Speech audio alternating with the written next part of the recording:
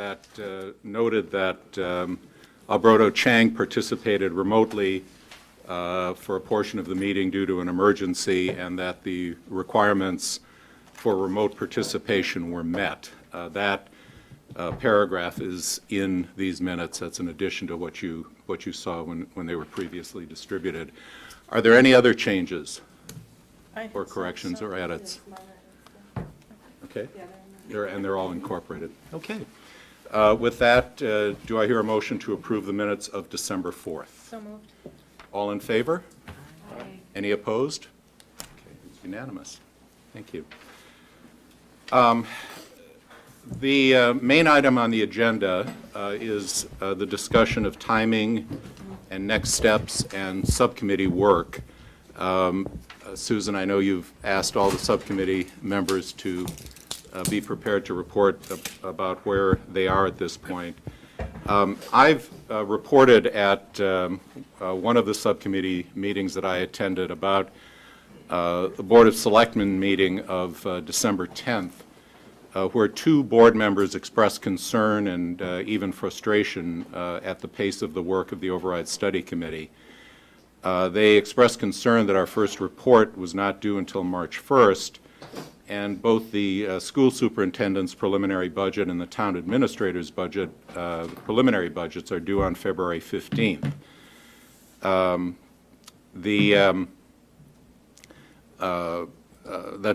During that discussion, I pointed out that what was due on March 1st was a report dealing with fiscal year 15 needs, and I assured them that work would be emerging before March 1st, and that is something that we'll be discussing today.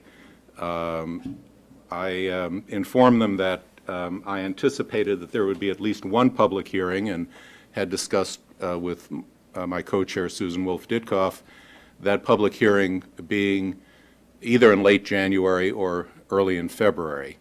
Or multiple public hearings. Pardon me? Or multiple public Or hearings. at least one, yes. And we have not scheduled a date yet. I think that will depend on where we are in January.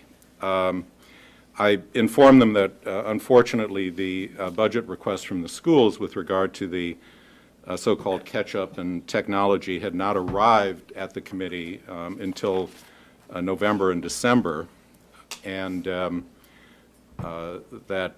was the first that the Override Study Committee had seen those requests. Selectman Wyshynski pointed out that budgets do change after February 15th, that those are simply the preliminary budgets. During the meeting also, the town administrator indicated that it could be possible to bridge fiscal year 15 without an override. And let me point out that Sean Cronin, who's here, gave the entire committee a shout-out, noting that this is a committee of volunteers who are at meetings until 10 at night and start again the next morning at 7 in the morning. And at the subcommittee meeting, we heard that members were here at 7 o'clock this morning, and they are still here at 7:15 at night and are going on. So I know Susan want to thank you all for your very hard work. But this kind of sets the stage for where we're going from here in the discussion of timing. Subsequent to the meeting of the Board of Selectmen on December 10th, I have been informed that the Finance Committee of the School Committee will be meeting on January 13th, and that the schools will be providing revised numbers to the Override Study Committee on January 15th. As far as I understand the timing at this point. We should expect to see revised numbers from the schools on January 15th. The chair of the Board of Selectmen will be putting an item on the Selectmen's agenda for January 21st for a report from the Override Study Committee about where we're going and what's likely to be in the March 1st interim report. I think that by then we should have reports from most of the subcommittees.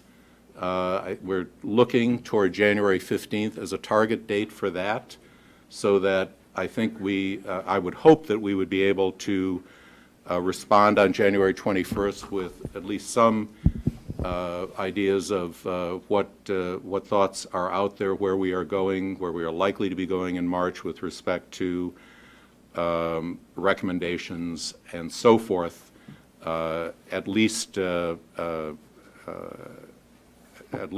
insofar as it's required for March 1st.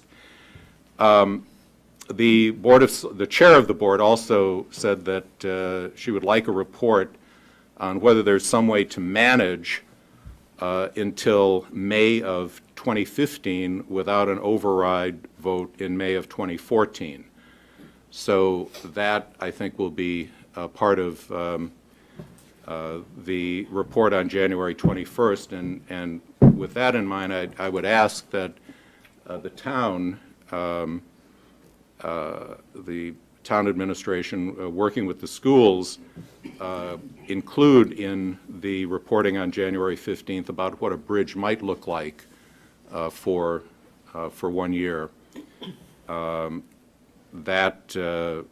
would be something I think that we would want to incorporate in our January 21st report to the Board of Selectmen. So, Susan, any? Yeah. So a couple thoughts. I mean, one is, I think that the way I was not at the meeting, the Board of Selectmen meeting that Dick is referring to. The way I heard it, it was not the Board of Selectmen being annoyed with the committee. I think they are very grateful for the committee service, and I hope it does not come across that way. The other thing is that the idea that the March 1st date would be quote-unquote too late, I think there's acknowledgement that the Board of Selectmen were the ones that gave us that date, and so it was not, in fact, frustration with the date they had given us. I think it was an acknowledgement that that this is complicated and multivariate. So unless I was not there, but that was what I heard after the fact. I think some people, Dick had mentioned this report in an earlier subcommittee meeting, and I think there were a number of people who took it as a particular criticism from the Board of Selectmen to the Override Study Committee and I think that was not what I understood the tone to be. I understood them to be quite grateful for all of your work. So a couple things. One is, the other set of things that I've heard as we think about a final deadline is as follows. First, that the budget process is dynamic and that things change on a monthly basis and they change on a weekly basis. And sometimes at last year's budget on the school side, we still had multiple budget scenarios well into the late spring for a variety of reasons. Some of this is because we don't get numbers from places, like we don't get revenue numbers from cost sharing, we don't get collective bargaining numbers. There are numbers we actually don't have until later on in the process. So I think when one is new to this process, one gets very frustrated by that and says, well, why can't we just get all the numbers in and then we'll run our analysis and then we'll have an answer? And the reality is that that's not how budgeting processes work in the best of times. That's not how they're going to work now. So I think that just something that we all take out of our mind, this idea that there will be some mythical date when we have all the information we need to do things. I've spoken with a number of people from the 2008 Override Study Committee meeting, and we had the exact same conversation. They had the same conversation then. So I think we just need to wrap our minds around the fact that this is going to be an iterative process. I think the second thing, so what that means is that we don't have to, quote unquote, have it all figured out. I think there's a little bit of anxiety that I sense from subcommittee members in terms of we have so many questions and they could go on forever and ever. We could be doing this for a year. And we don't want to be doing it for a year. I'm hearing that also. But we could, given the level of depth. And so what I've heard from subcommittee members is the idea of how do we prioritize? how do we pull up and figure out the 2, 3, 4, 5 biggest, most important things that we can know, that we can understand, the biggest ticket items, the biggest things where that will move and answer, change and answer, because there's a lot of noise and a lot of superfluous discussions that some people are experiencing. Now, what I will say is that no one thinks their questions are superfluous, by the way. Typically, people think that other people's questions are superfluous. So I think that there's some, I just want us all to recognize that, right? We are people, we have questions, we have biases. It's hard to make decisions with uncertainty, and yet that's exactly what we're being asked to do. And so I think with that context, one of the things that we've been asked by the Board of Selectmen to do all along is create a no override budget. What does that look like? And so the concept of a bridge, you could imagine that as being a different thing from a bridge, or you could imagine it as essentially being the same thing as a bridge. There are different ways to think about that. And so we should think about that because we have been asked to understand what a bridge looks like. I will say that the town administrator's version of a bridge was not clear to me anyway. The fact that the town administrator made a statement that said he saw that a bridge could be possible, it was not clear to me what was in that number. It certainly is not anything that the school committee has seen or agreed to, that the superintendent had seen or agreed to. So I'm glad that he's thinking that way, and I think it'll be helpful for our process. But just so we're clear, that is not a decision. That is potentially one or two people's opinion at this point as to what might be doable to tide us over. And I think the last thing that I would say is that, as we think about what we're up to here, my observation, and I'd love to hear from other people, but my observation from hearing from you is that solving a one-year problem does not feel satisfying to people. People are thinking about operating problems over multiple years. They're thinking about capital problems over multiple years. And the idea of trying to meaningfully come to a one-year answer, let alone a one-year override, was not something that I was hearing much interest in at all. So we can check that assumption here. So what that means is that while a one-year bridge might be a potentially interesting idea, it certainly isn't the end. And what I heard a lot of interest in, both from the Board of Selectmen as well as all of you, is more of a 3-year idea. So there's some or something like that. It doesn't need to be forever because we know there are lots of things we don't know. We won't know about enrollments. We won't know about collective bargaining agreements. There are all kinds of things we won't know, and many of us will have recommendations and ideas on revenue opportunities, cost savings, et cetera, which will take time to roll out. And so people wanted to know, do I have to figure that in or not? And it's not a binary answer, but the idea of a 3-year plan seemed really attractive to a lot of people.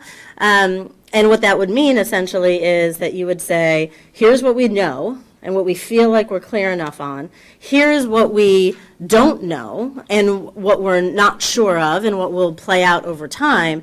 And how we might go about thinking about that. And if there are pieces of work that need to continue beyond March 1st, and for some of the committees it seems like there will be, and for other committees it seems like there won't be, just being very clear about what those are, what we hope they will yield, and sort of why we're doing them, I think was very important. Because the last thing I will say is that a number of you said, I don't want to miss the deadline by 6 weeks. What I don't want to do is get a full report that's totally fine and buttoned up 6 weeks late. Like, we may as well just push through and get to an answer if we think we can. And if we can't, that's fine. But if we can, I don't want to have a full report sort of 6 weeks late that makes it all not work in the process. So I think there's certainly the bridge idea that we need to work on. There's certainly the idea of what does a 3-year plan or some other number look like? What are the most important pieces, the critical path pieces to be able to get us there? And then what types of things will at that point still be unknown that we will need to sort of watch play out over time? Thank you.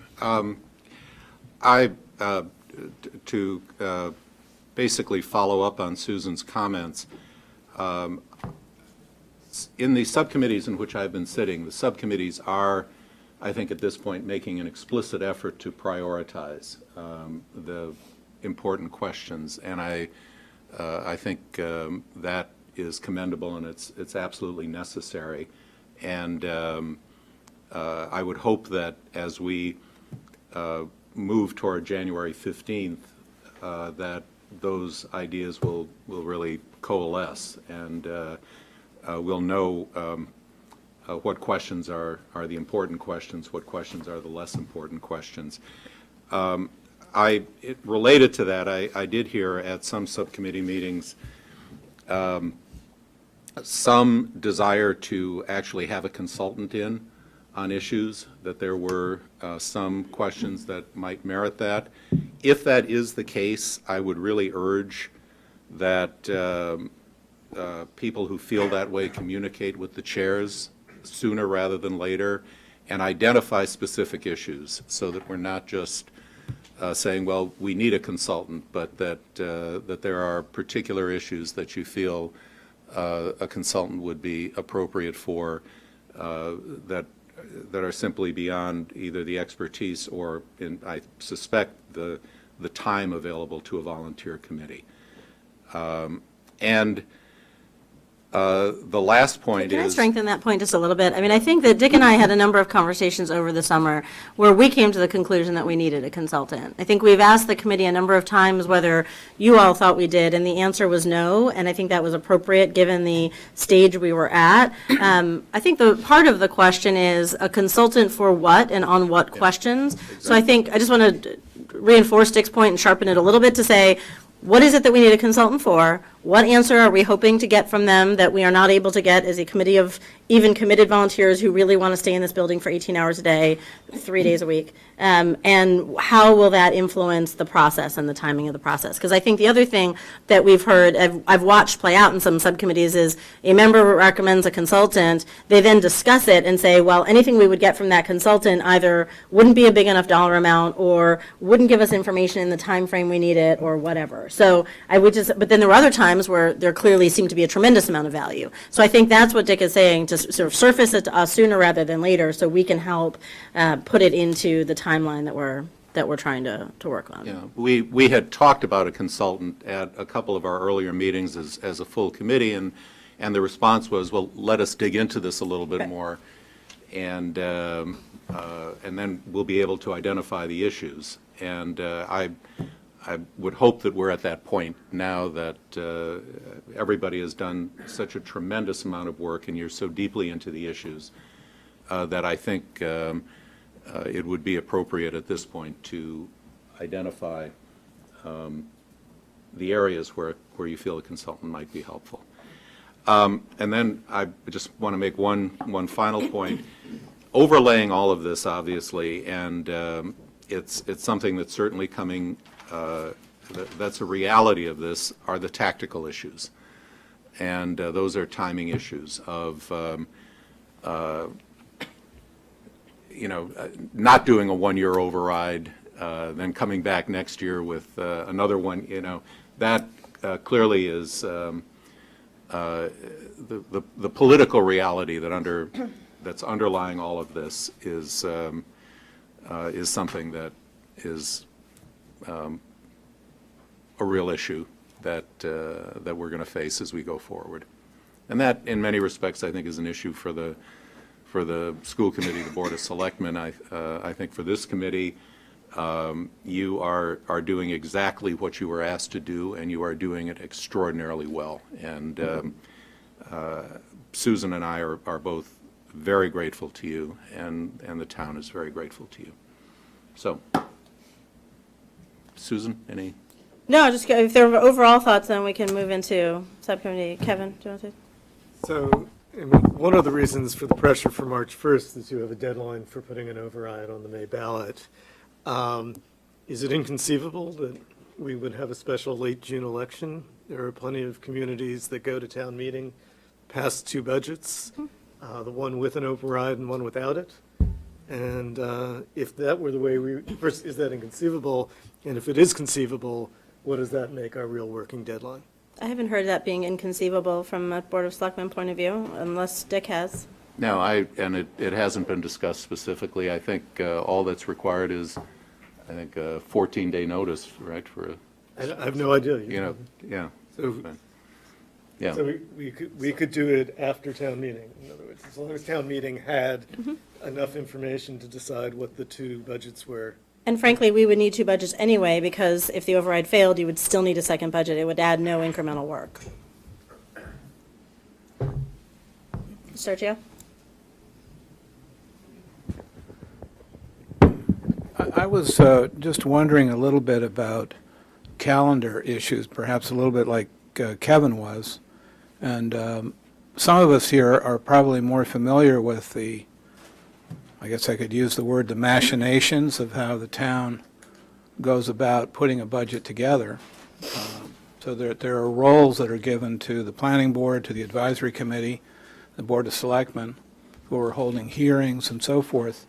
And I haven't really heard anything about how our deliberations or our materials are going to be introduced or not introduced, and those have those hearings have their own calendar, which is usually very well established and very well understood. So that's one question. The other question was, is it relevant to this body to understand the difference in cost to the town to hold special elections for things like overrides, and therefore the difference of having 1 versus 2 versus 3, I think might be helpful. And I gather that the focus, and I just want to reemphasize this, the focus here is on the operating side, right? Are we in agreement that the capital question is really not currently understood to be part of the March deadline? Because it seems to me that there's so much information around capital projects now. For example, we have an architect working on Devotion. In late February, we'd probably have much better cost information. Just as one example, the high school remains a complete unknown, and I don't know how others feel, but my own personal sense is to have a capital discussion, a capital override discussion, without understanding the implications of the three big projects, Driscoll, Devotion, and the high school, is very hard. So some quick questions. So I have a bunch of answers to those. Dick, you want to go first? Go ahead, and I actually would ask Sean Cronin to come to a mic with respect to the first question, and Peter Rowe from the schools with respect to the first question. The schools is an easy one. We're synced up. We're fine, in the sense that we are developing the finance committee meetings, the budget process that the superintendent and the deputy superintendent are going through is well aware of of the override city committee's work and the potential implications on their timeline. So that's been a robust topic of discussion. So I'm not worried about that from the school's point of view. Sean might have other thoughts because there are so many other bodies, but we're fine on the school side. Sean, you probably have to take a mic at the podium. It is problematic, and that's why the thought of a bridge year is something that the town administrator had thrown out at the last meeting, and if it wasn't clear, I'll try to clear it up a little bit. A bridge year is not mutually exclusive from a 3-year formal plan that would go to the voters. The concept of a bridge year is to give this committee time to finish your work. We have to go to print with a financial plan that's due by town bylaw by February 15th. That means we go to print a week or so before then. That means we need to have all of our decisions by, say, first week of February. And I think we were under the assumption, and this isn't a knock on the committee in any way, shape, or form, that there would be a little bit more out there in terms of what we could base our budget on. And then sitting through most of the meetings, myself, my take is that there's a lot of questions, more questions, and more questions that you want answers to, which is exactly what the committee was formed for. So the concept of a bridge is to give folks more time to flesh out the answers and develop a 3-year override question that is understandable, sellable, and will work for the town. So a bridge year concept says we're going to basically level services budget, and how you get there is some of the work of the revenue committee, where they've looked at transportation fees, generate those fees, help out the school budget. I know I've heard Peter and Bill talk about assumptions around collective bargaining. Each point's worth about $700,000. So if you take the numbers that we presented, there was about $1.25 million shortfall, exclusive of the catch-up, exclusive of technology, in the school budget. You can get there with assumptions, and you can get there with new revenue. So having a bridge, more than a concept, but actually agreed to, would make putting the town's financial plan together a whole heck of a lot easier. And I think from the taxpayer's perspective, it would be a little bit more understandable as to what's really going on. So that's the thinking behind a bridge year that would then lead ultimately to a multi-year approach to an override. I'm sorry. Oh, I just had a question. So you mentioned the $1.25 million school budget shortfall. So would the bridge essentially aim to cover that whole amount? Or? Yes. Yes, okay. Exactly, yep. And just to be clear, you say level services budget, so that means no service cuts on the school side? Or program cuts? I think schools need to answer that, but what we would do is if we said there's a $1.25 million shortfall, and that's what would be covered. And there would be no service cuts on the town side. The budget process, as I understand it, when we're in this sort of a situation, the town-school partnership would, without this concept of the bridge year, the town-school partnership would divide revenues and would force cuts on the school side and potentially on the town side, because of the sharing between the town and the school vis-à-vis the partnership. As I understand the bridge year that the town administrator conceives of, he is thinking of a plan to address that $1.25 million shortfall. So it would not be simply going forward with the current town-school partnership split, but actually addressing the shortfall. Correct. Yep. Right. And my comment was not that I didn't understand the concept of a bridge year. What I meant to say was that we don't know exactly what is in there, what isn't in there, whether it would work for the schools. There's been no detail or any discussion at the school committee level at all about whether or not that's a possible, whether it's a possibility. Yeah, and that, I think, is, that's absolutely the reason why the January 15th meeting is going to be so important, because I think at that meeting, as I understand it, the schools are going to be making a presentation.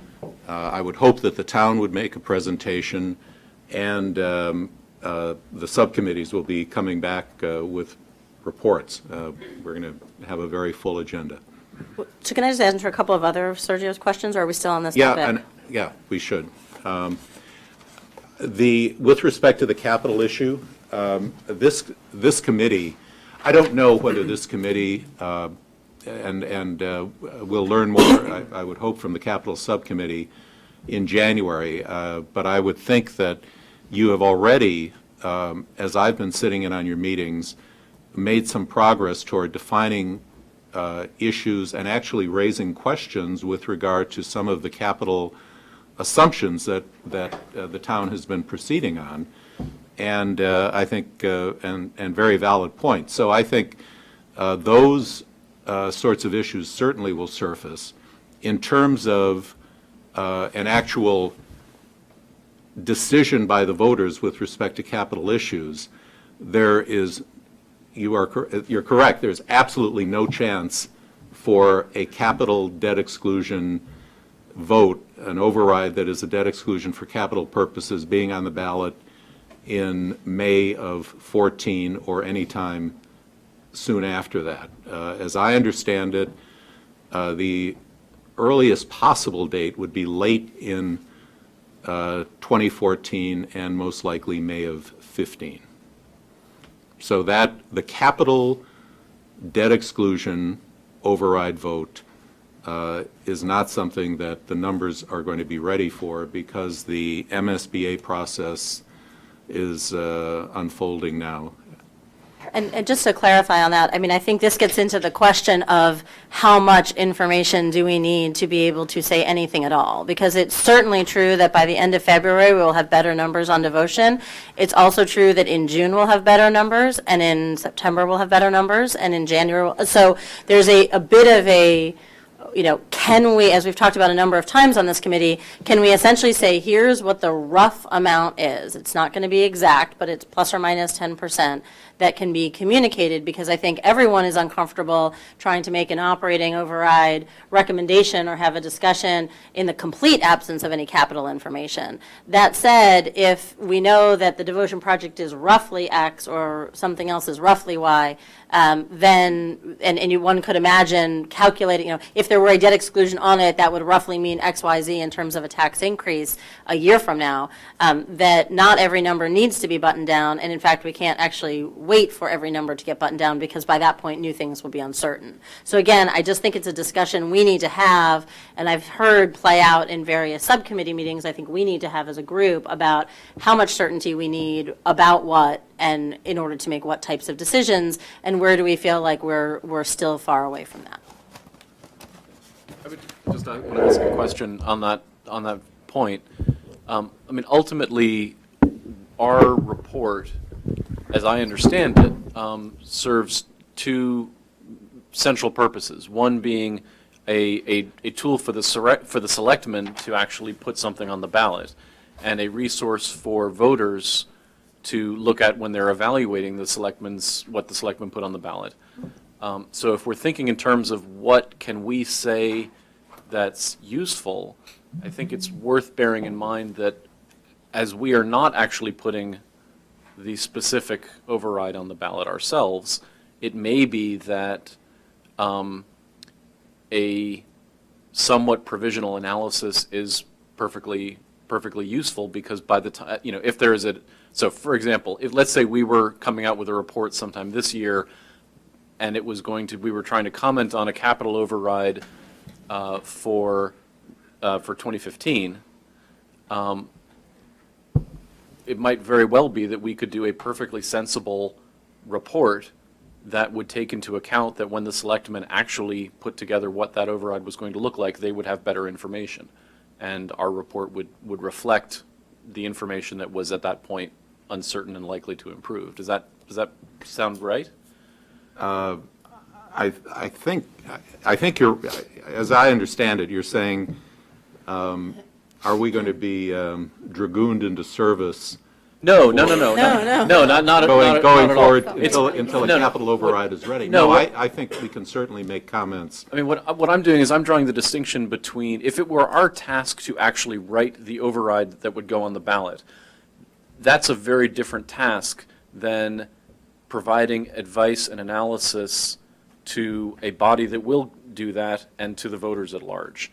And in the latter case, it seems to me perfectly reasonable if we are issuing our report and it happens that we say, okay, the capital override is going to be coming many months after, simply to say, okay, based on the numbers we have now, this is how we see the situation. We expect these numbers will change and improve, and of course, the selectmen will take that into account in their final recommendation or their final ballot measure. Janet? Yeah, I'm just getting confused because I'm hearing a capital override would be down here. Does that mean you consider an operating override and then later do a capital override? Certainly an option. It's So, always, because I didn't realize It's- that was something being considered, so there it's- might be two different votes. It is an option, or doing both at the same time is another option. Well, and I believe what I they're was. two separate They are, votes, right? yes. Sorry, just to be really clear, Janet. So there's, to the extent that we were asked as a committee by March 1st to have a recommendation for fiscal year 15, there was always an option that we would have 1 or 2 or 0 overrides on the ballot in May. And that does not preclude us from having 1, 2, or 0 overrides the following May. So once it became clear, after the charge had been passed, And once right around the time we started deliberating that a devotion, actually it was October, I guess, that a devotion debt exclusion would not be on the May ballot of 14, it in no way said that there wouldn't be an operating override on the May ballot of 14. So since October, the assumption has been that while there won't be a Devo debt exclusion on the ballot in May of 14, there may still be an operating override on the ballot in May 14, Devo on the ballot in May 15. So again, then there's a different calculus of do you do two different overrides on 2 different years? Do you do 2 different overrides on one ballot? How do you do it? But I think the one thing that's crystal clear is that people don't feel comfortable putting up forth an operating override with absolutely no idea of what that capital, because the voters will expect it. So you need to have some comfort in the ballpark level of the capital. And Does that let- answer your question? Yeah. Okay. Let me just add one other comment. I think that in addition to providing a tool for the selectmen to put an override vote on the ballot and a tool for the voters, this committee is also performing a very valuable function in looking at the operations on the town side and the school side, and providing a tool for the town administrators and the school administrators as we go forward in running the town and the schools. And that was certainly part of the charge, and I think something that the committee has taken very seriously. So, Tim? these are sort of process things, but I think we need to very seriously sort of put together the following things. I think, number one, we need a calendar that ends at March 1st, that backs up to today and shows us the steps. So, for example, the January 15th, I think if we had known 2 months ago, January 15th was a meaningful sort of reporting deadline, that would be helpful to inform the work going along. But I think, and even, we don't have the date for the public hearing, but a range of when that's going to be, when pencils are, when analysis needs to be done, when sort of something needs to be come together so that the report can be written. So I just think we need something that backs up, so we sort of can, as we're sitting here, figure out, this is how much time we meaningfully have left to do whatever it is the subcommittees are doing at this point. So I don't know where that comes from or how we do that, but I think we desperately need that, because otherwise it's hard to know how this comes together. So we're getting close enough at hand here that we really need sort of a calendar that drives us and drives deliverables. I would say second, we really need to get a clear charge. If this is a 3-year budget, then let's say it's a 3-year budget, agree on it and go forward so we can all be working on the same thing. If it's a 1-year, but I think the more ambiguity there is about exactly what that is, the harder it's going to be to bring those things together. I would say 3, I don't know what the procurement process is. I think it's worth going, and we're sort of getting into the end of December here. We should go procure a consultant, because to the extent that people decide, one of the chicken and egg questions we have here is there's a bunch of questions we're asking, and there's a difference between asking questions and having them answered. And one of the things I'm concerned about on the school side is, just because of pure capacity and a level of questions and a level of data availability, are we going to get answers to what we think are good questions or not? And so my sense is we'd be better served to have a consultant that we can sort of use, and I don't know what that process looks like, but I'm assuming it's not immediate. So I think getting that out and noticed as soon as possible makes sense, so that's a resource that we won't regret not having done later, and if we don't ultimately use them, we don't ultimately use them, but I'm assuming that's a several-week process minimally. So on the calendar, I think in the last meeting, one of the things that we talked about when we were asking questions, or at least I was asking questions about a first look by January 15th, it was to say, can we, just to test that as an idea. I think what we heard at that point is that most, but not all, and a couple were bullied into getting ready by March 15th, or January 15th. But I'll say it seems. So one second, let me finish. So I think that to the extent that we can actually have a first look, what that would mean is that it dovetails with the school's calendar, which is that the finance committee meeting is in the beginning of January, where, again, I think there was a little bit confusion, sort of that's when the school's finance would get their first look at their budget.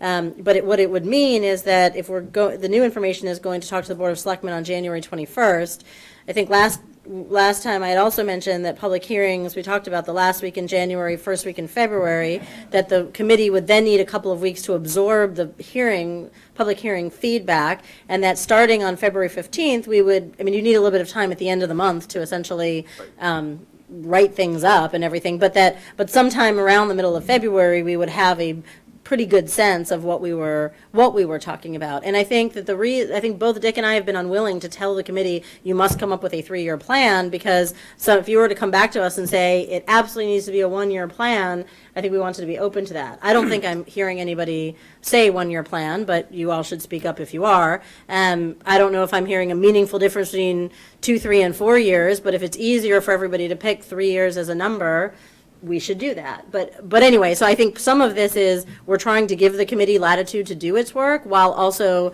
trying to create some guardrails. So if I were to put some stakes in the ground, it would be what we did last week or 2 weeks ago, which was public hearing, sort of end of January, beginning of February. Backing up from that, we'll talk to the override, we will talk to the Board of Selectmen on January 21st. We will have a first look on January 15th. The school subcommittee on finance will meet before then, and sort of and that brings us back to today, I guess, which is why we wanted substantive updates at this meeting and at the last meeting. So I don't know if that helps in terms of a calendar, but if there's more specificity you're interested in. I guess I just say, and I'd say to me, the quality of January 15th has changed, I think, in the last week or two, which may just be by necessity, but it struck me that sort of a first look, where are you coming out? And it's feeling more like a last look, where are you ending up? Well, I think it's, in my mind at least, it's where are we coming out? I mean, where are you coming out? And not with enough information to say, here are the 2, 3, 4 things that we're contemplating that we probably need to have a public hearing around. I mean, anything that we propose as a policy change, we need to open it, we need to inform the public that that's something we're contemplating and allow them to say their piece on. So anyway, in my mind, it is a first. I mean, I don't want to minimize or overstate the January 15th date, because it is what it is in terms of where the various committees are, and the committees aren't going to be any further by virtue of what we say should be done on January 15th, nor will they do less. But the words, the selectmen, the chair of the Board of Selectmen asked for an update on January 21st of where are we going, quote unquote. Where is the override study committee going? And is there some way to manage until May 15? So. Will you be able to tell us what that looks like? Like what the subcommittees need to be able to report? I mean, you've done this in previous meetings, said, here's the 4 questions we want you to be able to answer. Can you sooner rather than later give us some guidance on what we should be prepared to report and in what formats? We're all kind of hitting at the same level, answering the same questions, and generally can get prepared. Because, I mean, after the holidays, we'll, sort of have a week or so, depending on our subcommittee meeting schedule. Perhaps we do extra meetings, but, I think we really need a goal line. So Dick and I should work on that. We can work on that for you. Yeah. Sergio? I gather in listening to the schools side, which you suggest is all organized and ready to go. Well, no, just from a timeline point of view. Sorry, we are in no way organized, right? It is from a timeline point of view. Well, I guess my question would be the following, as a conjecture. I presume you're trying, the school finance group is trying to put together a school budget for fiscal 15. I know that our colleagues on this committee have been discussing with the school administration concepts which would require probably substantive change or policy adoption by the school committee. That certainly wouldn't happen between now and January 15th. And so I gather that the Finance Committee would be going forward with a budget which is essentially devoid of any of the content that's been beginning to be discussed here. And if that's the case, I continue to not understand where is the time pressure coming from. I don't get it. So I think what I would say is that, and let me say it this way, which is that there are pieces of what's been discussed on the school subcommittees that have been long in process in the school committee discussions. Those are understandably at a very different point and ready to pull a trigger on than something that is new, may or may not have school committee support, may or may not be implementable for FY15. So I guess I wouldn't put it all in one big lump and say, what are we doing? I think there are things that are in process, and there are things that would take a much longer timeline to play out. Will the school committee share with this committee promptly those policies that it is actually thinking of implementing? Or how would we learn about that? What we could probably do is just send the budget priorities that the school committee has been discussing this fall. There's a document that got passed, we passed it, didn't we? Or we're doing it tomorrow? Tomorrow. So at tomorrow night, we will vote, I don't expect any opposition. I'm looking at my colleagues. We will vote the budget priorities, which is essentially our instructions to the superintendent of how to construct, what are the school committee's priorities to the superintendent and the district as they construct their budget. So that document's already a public document because did we had a first reading? Yes. We had a first reading already, and so we can distribute, but anyway, that's tomorrow night. Does that, just out of curiosity, does that articulate potential policy changes? So, I mean, what it does is it articulates priorities. So what's in the budget priorities document, Dr. Lupini? The budget priorities document that the school committee votes is essentially the overall priorities. It does not get down into the level of, we expect to see X, Y, and Z. Clearly, the way that this is going to have to play out, I think, is that the various subcommittees have been exploring the various recommended changes. They've been looking at policies, revenue sources that might be available. And I would think that those would be incorporated in the January 15th report to the extent that, or the drafts that are going to be coming back on or about January 15th, and that those will be part of our report to the Board of Selectmen. And the question of where those go, short-term or long-term, is, I think, not going to be resolved on January 15th. But I do think that they have to surface at that point. Fair enough? In your mind, you're a subcommittee, very active subcommittee member. In your mind, is that a fair goal for this committee? Yeah, but I guess I'm just trying to understand that to the extent that the work of this committee produces possibilities, concepts, suggestions, whether they be for revenue, whether they be for reduced classroom demand, it seems fairly clear that the debate on the school budget is going to launch without that. Yeah. Well, I'm not sure what you mean by without it. I mean, school committee members have been at every single, I'm here, school committee members have been here. I don't think that these are two completely divorced processes. I think that there are a number of things that are implementable in the near term that are getting included, and there are a number of things that aren't. So I would not consider those two divorced processes. I think they are pretty much as tightly integrated as one could imagine, given that they're two different bodies. I offer some history that may be helpful. I mean, the FPAC in 1994, I think we had to have our report out by February 1st, but it might have been February 15th, actually, the same day that the town administrator's financial plan came out. So there was a sense in which we couldn't possibly influence that plan. Right? But there was another sense in which the kinds of things that are coming out in January 15th came out of FPAC along the way and did influence that plan. And finally, there was, the selectmen and the advisory committee were confronted with two different sets of recommendations, one from the town administrator and one from FPAC, and eventually a budget an override went to the voters and a budget went to town meeting. And clearly, it was informed by what FPAC had done. And I assume that what would happen here would be similar.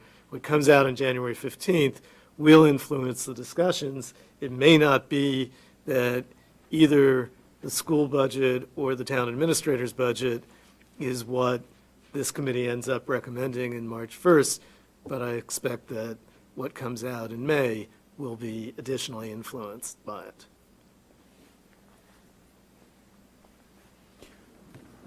I get your point, Kevin. My worry is that some of the ideas here have impacts on operating. In other words, to pick an example, if there's a policy change which reduces classroom demand, it has immediate impact on operating, and longer term, it has impact on capital. Are you suggesting that that would become public during the course of March and April, and in the course of the hearings of the Board of Selectmen Advisory Committee, and possibly votes by the school committee, that it would essentially come together before the town meeting? I don't see why not, right? The town administrator's plan called for bonding capital that FPAC recommended overriding for, right? And the selectmen decided to put it on the ballot, and we overrode for that, and that meant we had a different town administrator's plan. The school committee will presumably have a public hearing in early March, right? At which, right? At which, if we had a March 1st report out, we could all march in there and say, you should have been listening for the last 2 months that we were going to recommend this change. Now you're hearing from us again that we're recommending this change. And they may or may not be responsive to us. That's their elected job to decide.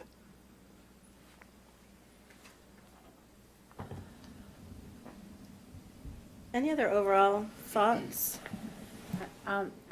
Bridge year, what does that mean? And that sounds like bridge loan to me. Does that mean that we simply go forward with level funding, or is there any kind of raising of funds or taking out a loan or doing something that makes it a bridge year? Why is it called a bridge year? Sean, do you want to try again? The idea, it is something different from the deficit that we saw. Is it a larger deficit, Sean? And then No, it's. I'm sorry. Everyone else knows this. I'm happy to have a one-on. It includes Gets you additional 1 year. revenue. It bridges 1 year by giving the schools enough money to close the deficit that has been talked about prior to the catch-up and prior to technology. My question is, where do we get it? Where do we get the A money? couple of, as I said before, the Revenue Subcommittee has done a fair amount of work, and parking meters, as an example, each quarter is about $850,000. I know each point on the school side for bargaining is about $700,000. So between assumptions and outright revenue, that gap goes away. Okay. All right, but we're not taking out a loan or No, doing? absolutely Okay, not. I just No. need some clarification on that. And just sort of in general, I think what we have is a failure to communicate, at least from this committee to the public in general. I think if you asked I'm sure people have approached each and all of you, if you ask the average voter in Brookline, they would say, if you're planning a capital override. This committee is designed to take a look at Devotion, Driscoll, and you're planning a capital override. So at some point, in some way, the communication to the public has to be clearer about that, because this is called the override committee, not the 3-year budget committee or the bridge committee or the take a look at the operations committee. It was designed, many of us thought when we were signing on, to find ways to fund an override that was already assumed because of the increase in students and the huge capital expenditures that are expected in the next year or two. So I think that it is a communication problem. And if we have some communication problem here, you can imagine the communication problem with the taxpayers. So I don't know how we clear that up, but I think that would be a very important first step. Clear up what again? How this committee is perceived, how the work is perceived, and in terms of how we go forward. And so what would I want to make sure I'm really understanding. I think most people in town, Susan, think that this committee is planning the override, not planning whether there will be an override, but planning how much, how it's going to be funded, and the timing, that there is definitely going to be an override. That's the assumption.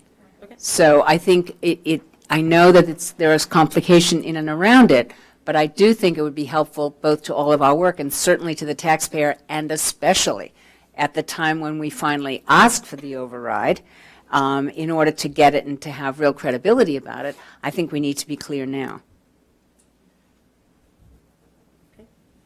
Am I the only one? All right, that's it, enough already. Sure, Jim. Just a very practical question, and I may have missed this before, but in the school programs subcommittee's work, obviously we're taking a look at a lot of data and asking the superintendent and the deputy superintendent for all kinds of information. I was wondering, could we get the data files from the superintendent's preliminary 2014 budget? It would make the analysis and kind of, I wouldn't make mistakes kind of toggling in data into spreadsheets and stuff would help me to speed analysis, I think, to some degree. Yeah, we could talk, I mean, we can have that discussion. I'm not sure that's really the point of this part of the meeting, but, okay. So any other thoughts about where we are? Well, I'm trying to wrap up the introduction, and we're now 4 minutes in. And Alberto? In the spirit of going forward, so I understand that in January 15th, we will be reporting whatever we can report, and for a January 21st selectmen meeting, which is a Tuesday, Yes. are you guys planning for the chairs to present at that Tuesday, or are we just letting you guys take whatever we give you on Wednesday and showing up to present to the selectmen? I would hope that it would be compressed into a presentation that Susan and I could summarize what has come forward from the subcommittees, rather than have subcommittee and task force chairs reporting. I mean, first of all, I would say everyone is welcome. Second of all, the subcommittee chairs might actually have useful things to say or perspectives to provide if the selectmen have questions. That said, I don't think we are expecting a presentation of 8 people rotating through. So then, in the spirit of making this as consistent and coherent and efficient, I think a template of what you guys want to present or how you want to present so that we can just populate the information would be best, rather than me creating something that will be shifting in a week. Do you know? Nick and I actually decided you were doing the entire presentation. Actually, PowerPoints, some subcommittees have created a template. I think that with issues that have been identified, obviously the issues differ from subcommittee to subcommittee. The sort of issues that the fiscal subcommittee has are different from the issues of the school program task force. I don't know that there would be a one-size-fits-all template. What I would say is that a critical part of it is, and we can do this, Susan and I can do this, but I would say that a critical part of it is, what have we done? Where are we? What conclusions or potential recommendations are there at this point? And what does this subcommittee feel it still wants to do? So I guess I'm just wondering, Can you take a mic? from a pure process standpoint, so what we were thinking we were preparing was a report, a written report, and now you're telling us we also need a presentation? No, Is that- So I'm just trying to figure out, like, what is the most efficient, like, I don't want to create Here's what two we really things. need. Maybe let me try it this way. I would get less caught up on the format, template, et cetera. And I think what we need for now, as we sit here on December 18th, is what are the 2 to 3 things that the committees are coming up with that are most relevant and most important. I think once we have that, which is what we've asked for in the last meeting, what we're asking for now, we're going to ask for again on the 15th, we can talk about formats, and I'm happy to. I don't think we need to use precious group time to do that, but I appreciate the drive. I think what we're still, at least I'm trying to wrap my head around, and Dick might be also, is the content of where we are. So I think we all agree that there's going to have to be a consolidation of a model, for sure. I know that schools' task forces are working on that. There's going to have to be some revenue inputs. There's going to be all of the work of the demographics. All of the deep work you've done is basically to get us a kindergarten number over time and trends that will influence that, and any other demographic effects on the town that are going to create cost or revenue opportunities that other committees should be dealing with. So I understand the questions about format. I think the first question is about content, and then I think I'd be very happy to talk about format. Just as I've been thinking through, as we've worked on my 2 different committees on our draft, it seems that there's the analysis portion, and then there's really what are we recommending or we think we're going to recommend. And I'm not sure how much our report really needs to get into documenting our thought process and analysis. I think the biggest value we're providing in our report is a concise communication of what we think our recommendations are, or we think our concerns are that need future study. And So I think it's a great point. I will also say that as a consumer of the B-Space report, your committee was deeply interested in all of the detail that you have just conveniently left out of the reporting back process of the committee. So I say that in the spirit of jest, but really, I think we need both. We need to, pull up at the end of the day, what are the most important things that are going to drive cost or revenue in the short or long term, what's knowable and not knowable, and what are those key assumptions we're making. That is the executive summary we need out of every subcommittee. There is also the analysis you did, the thought you went through, the items you rejected, exactly why you rejected them, all that stuff as we spent, 3 hours yesterday with B-Space and the MSBA process and all those other things, because I think that the voters will be deeply interested in poring over all of that, just as you have been interested in poring over it from other committees. So I think it's a both and, unfortunately. But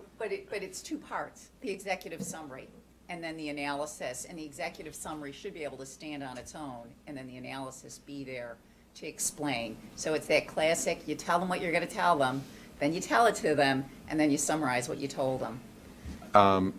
And what I would add, though, I think for the purposes of January 15th and January 21st, the executive summary is certainly more important. And I think Susan is absolutely right. When you get to the point of presenting the final report of this committee, the recommendations, the conclusions are going to have to be supported for the voters. As they should be, right? I mean, I think what you all did, understanding B-Space and really diving in and asking all of the questions and reopening all the boxes and satisfying yourselves that it made sense to you or not, that is what the voters are going to do to this committee. So be rest assured. So I think it's just that's not what we need for January 15th. We don't need all of that documented out. You want the executive summary and perhaps an outline of the analysis. If you're there. Is what If you're there. thinking I'm hearing. Yeah. But the executive summary, the answer is more important than the backup at this point. Okay. Okay. I think the selectmen are just trying to get some idea of where we're going. What I was also hearing for January 15th is sort of an outline of the issues that would be policy changes that would be subject to the public hearing. What does the public see before the public hearing? Yeah. So you can talk about this from the Board of Selectmen point of view. From the school committee point of view, I can guarantee you that the public is going to be deeply interested in many aspects of what we're discussing. So for example, when we went through the budgeting process last year, raise your hand if you followed the school budgeting process last year. Okay, so about a third. So in essence, a budget was put out that had cuts in it. Parent groups learned about it. Other people learned about it. Community members learned about it. What was presented to them was essentially a budget. It wasn't a budget proposal. Was it a proposal? It was a budget message. Thank you. The budget message. There then ended up being 4 iterations of it, but essentially what they saw was we are going to cut ECS, and it's going to save us $264,000. And then people saw that, and we held a public hearing about it, and then people commented on whether or not they thought that was a good idea. So then, that was between the time that we presented it as an idea, this is what we're going to do, and then, in the vote, in the public hearing, and then there was a vote. So what they're going to see is essentially, here are the 3, 4, 5 things we're going to do in terms of raising revenue. We're going to raise parking meters. How And are they someone, going to see it? I mean, because everything is a public document. and- Understood. Oh, but sorry. I understand that, but I mean, so we're presenting on the 15th, or and then you're presenting on the 21st. Mm-hmm. Is there something that then the public sees, or is it just people who? What's What's posted, the meeting as I see minutes, or this, what is? Documents that are handed out are. So my question is, what documents are we handing in to be handed out? I'm just unclear on that. I think that's really a terrific question about the process, and as I see us, hopefully, we will be able to pull together the recommendations of the various subcommittees for the January 21st presentation to the Board of Selectmen. PowerPoint, probably something that will be posted on the town's website, maybe a document that will go to the Board of Selectmen that will have the recommendations in it that will be posted on the town's website. I think is probably the discussion of this at a Board of Selectmen's meeting, which is televised, and also the dissemination through the town's website, I think, is about as good a job as we can do.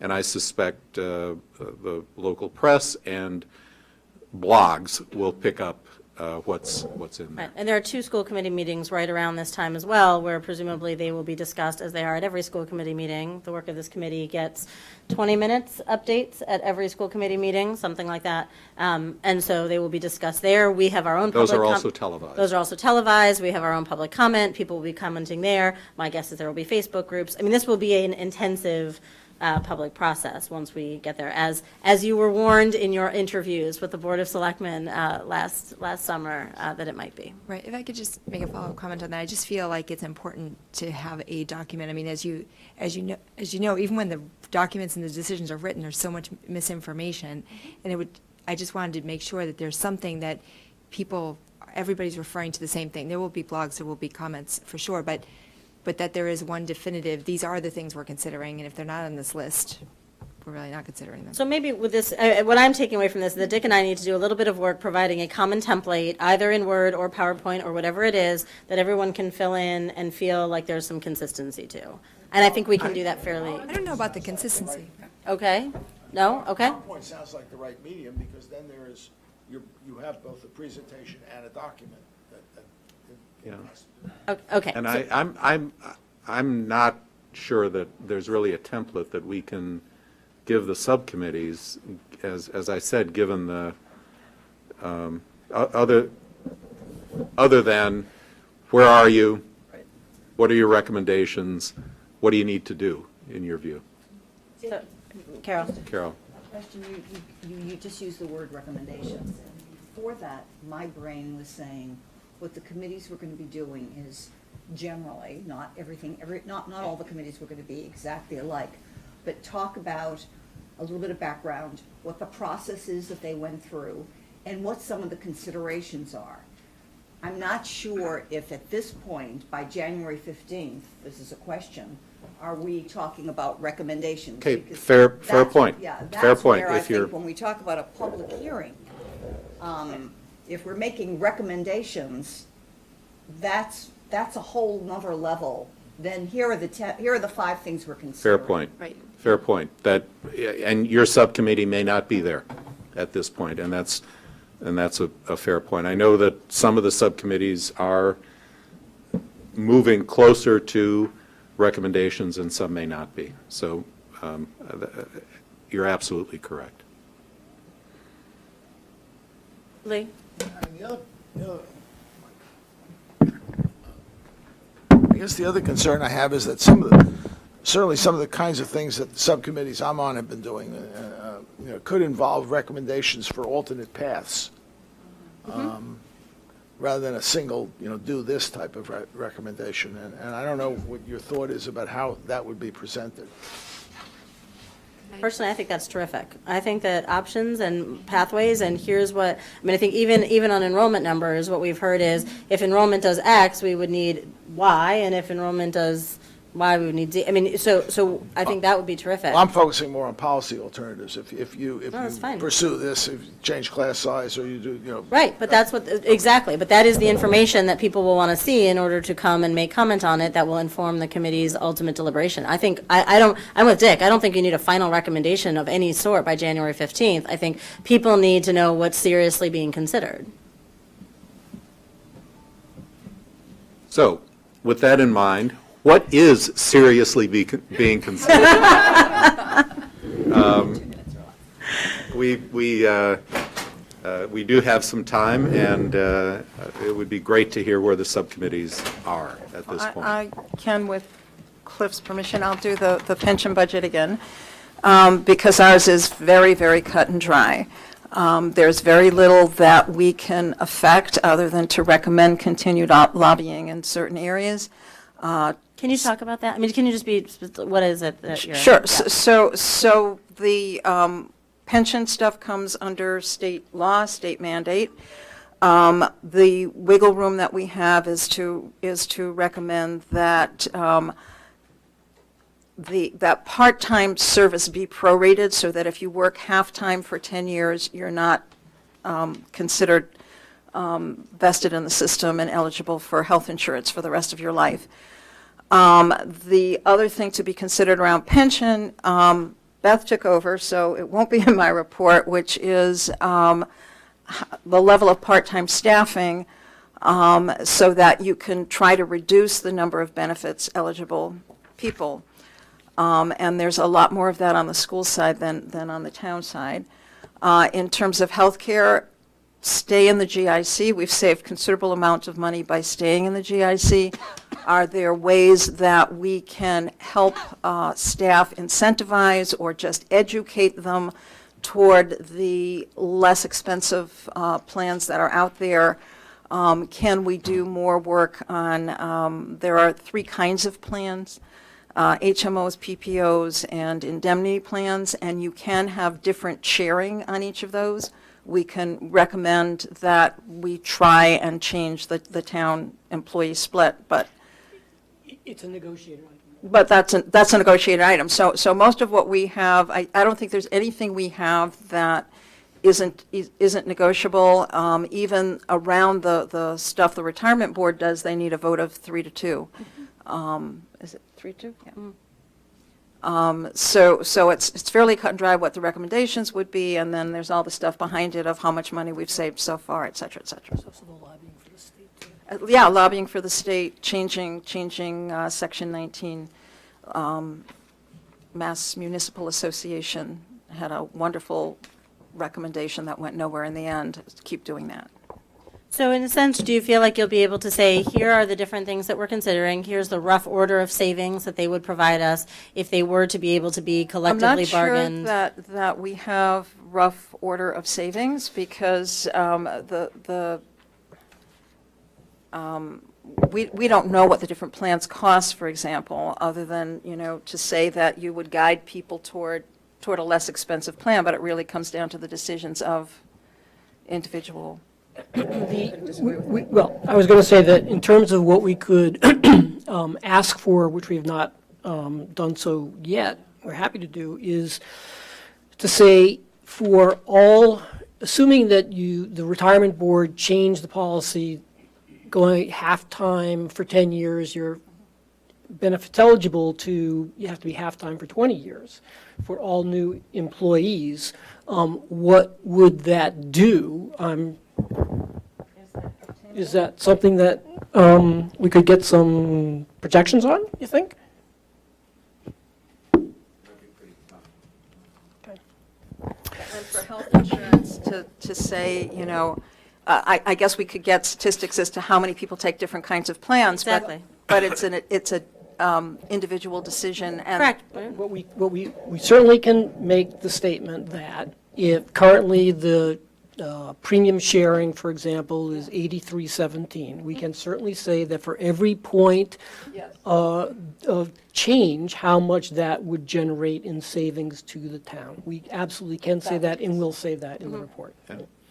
But also, I think I would hope that you'd be able to say, at least using the current plan numbers, that if people moved from an indemnity plan to an HMO at the current premium levels, the town would save X dollars, and and you can't quantify the number of people who would move, but certainly per person, the employee would save X on the employee's share. We would need to get the rates, because we don't currently have, and I guess we'd need to do it in a range, because my understanding is there are so many individual HMOs, and every time we've asked, we've gotten a lot. It's very hard to pinpoint an exact number. We could probably do a range.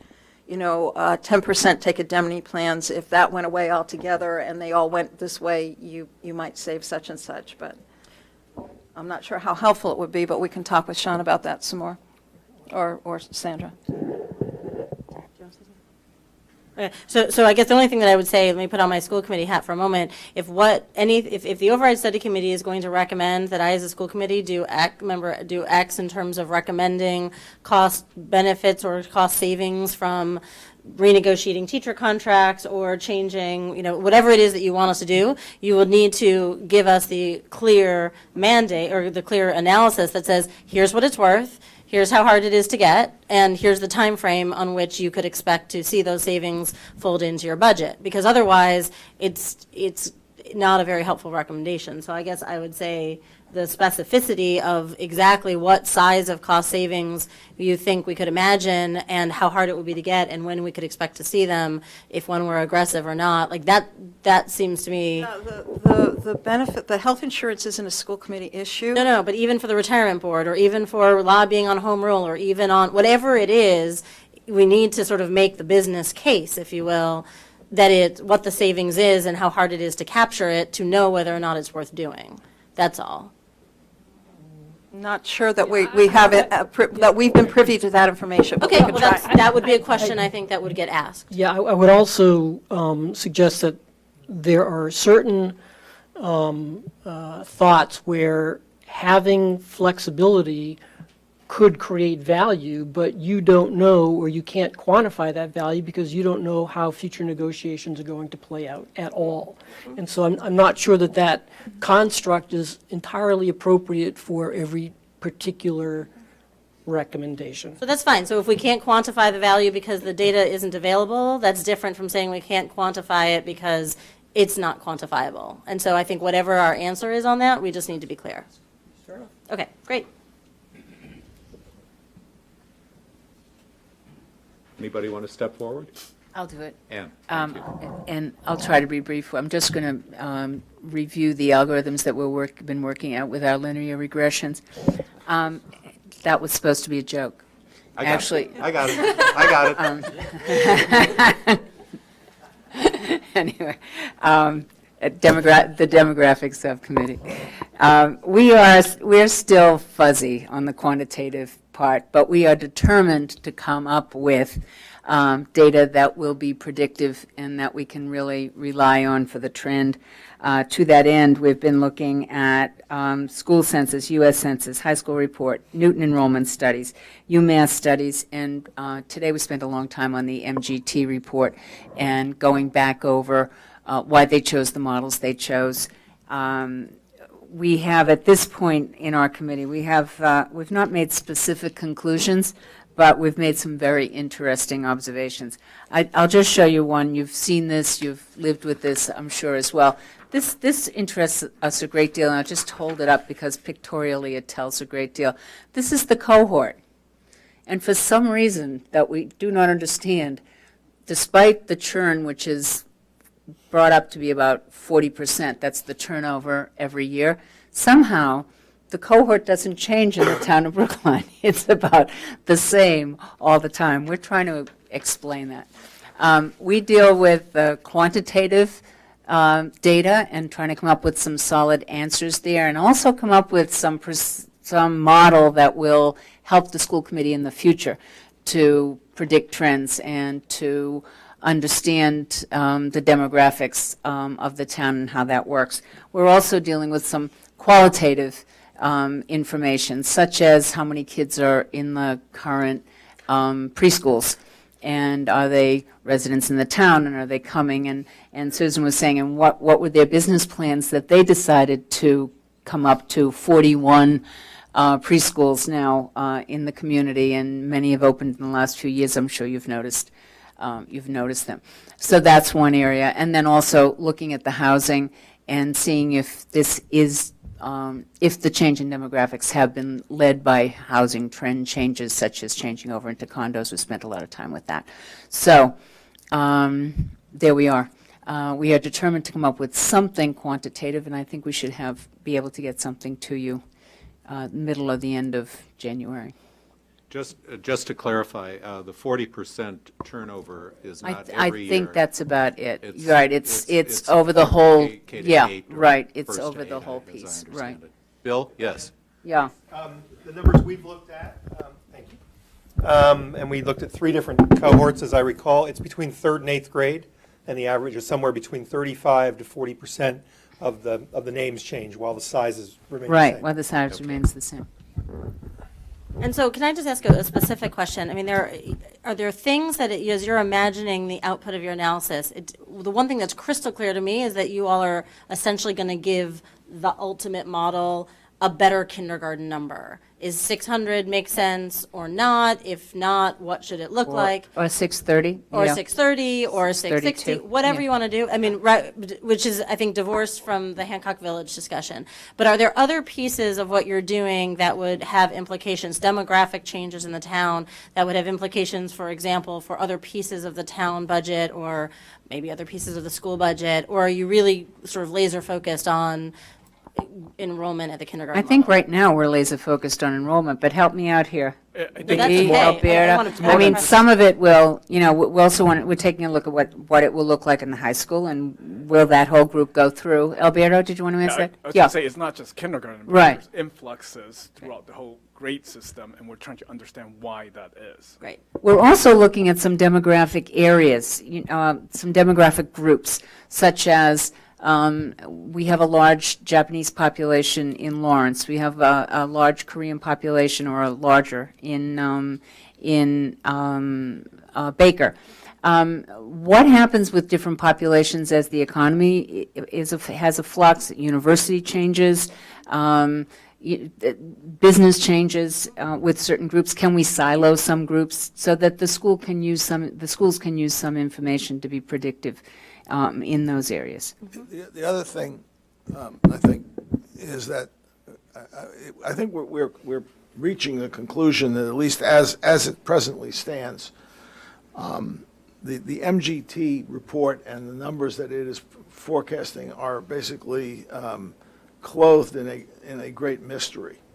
There is very little detail as to what they did, what criteria they used to make their judgments, what type of analysis they went through. Even it's not even clear what data they used in some cases. And I think that there's a real issue as to whether or not it can be afforded any confidence whatsoever.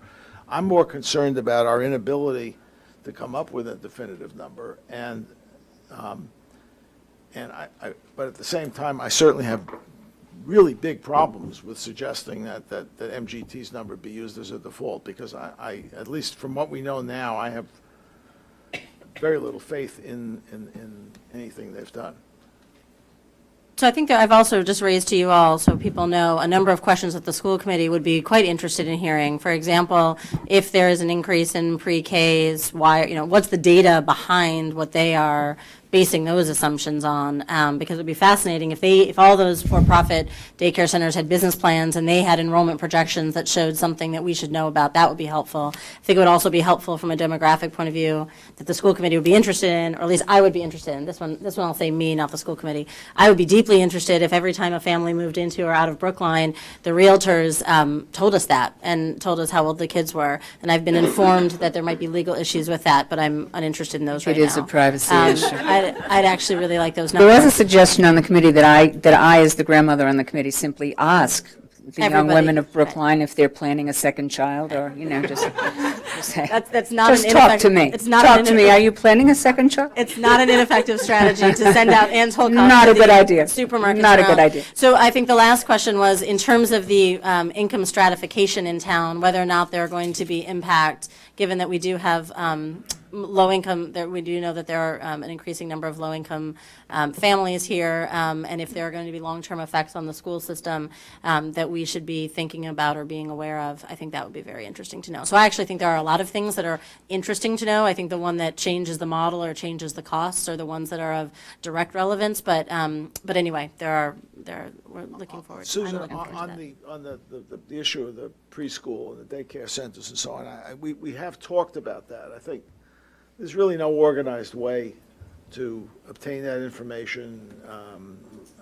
A lot of the daycare centers, their business plans are not necessarily driven by any sort of aggregate demand.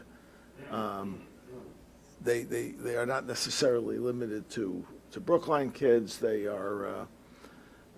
They certainly don't address the number of kids in daycare centers or other preschool programs don't necessarily correspond to the entering kindergarten class in the following year or two.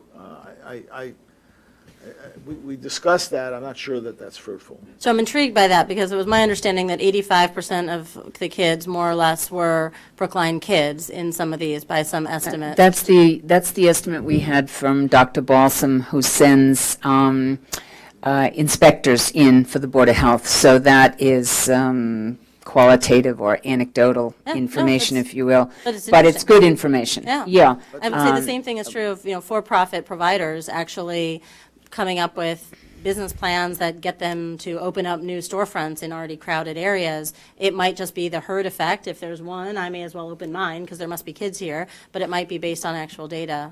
But to use that, to use that data in any reliable way, you'd have to have some understanding of the, there are several dynamics here. One of them is it is a growth industry, and over the last several years, it has probably been serving a progressively larger proportion of the preschool population.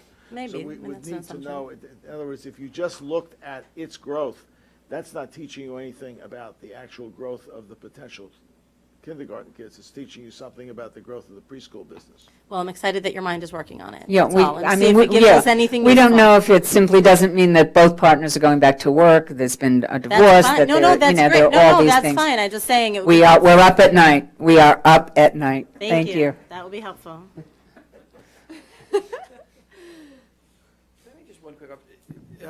It seems to me useful that folks, absent better information here, just assume 630 as a number for new kindergarten classes universally, so that we're at least all at a common baseline as they do their stuff, unless people have big issues with that.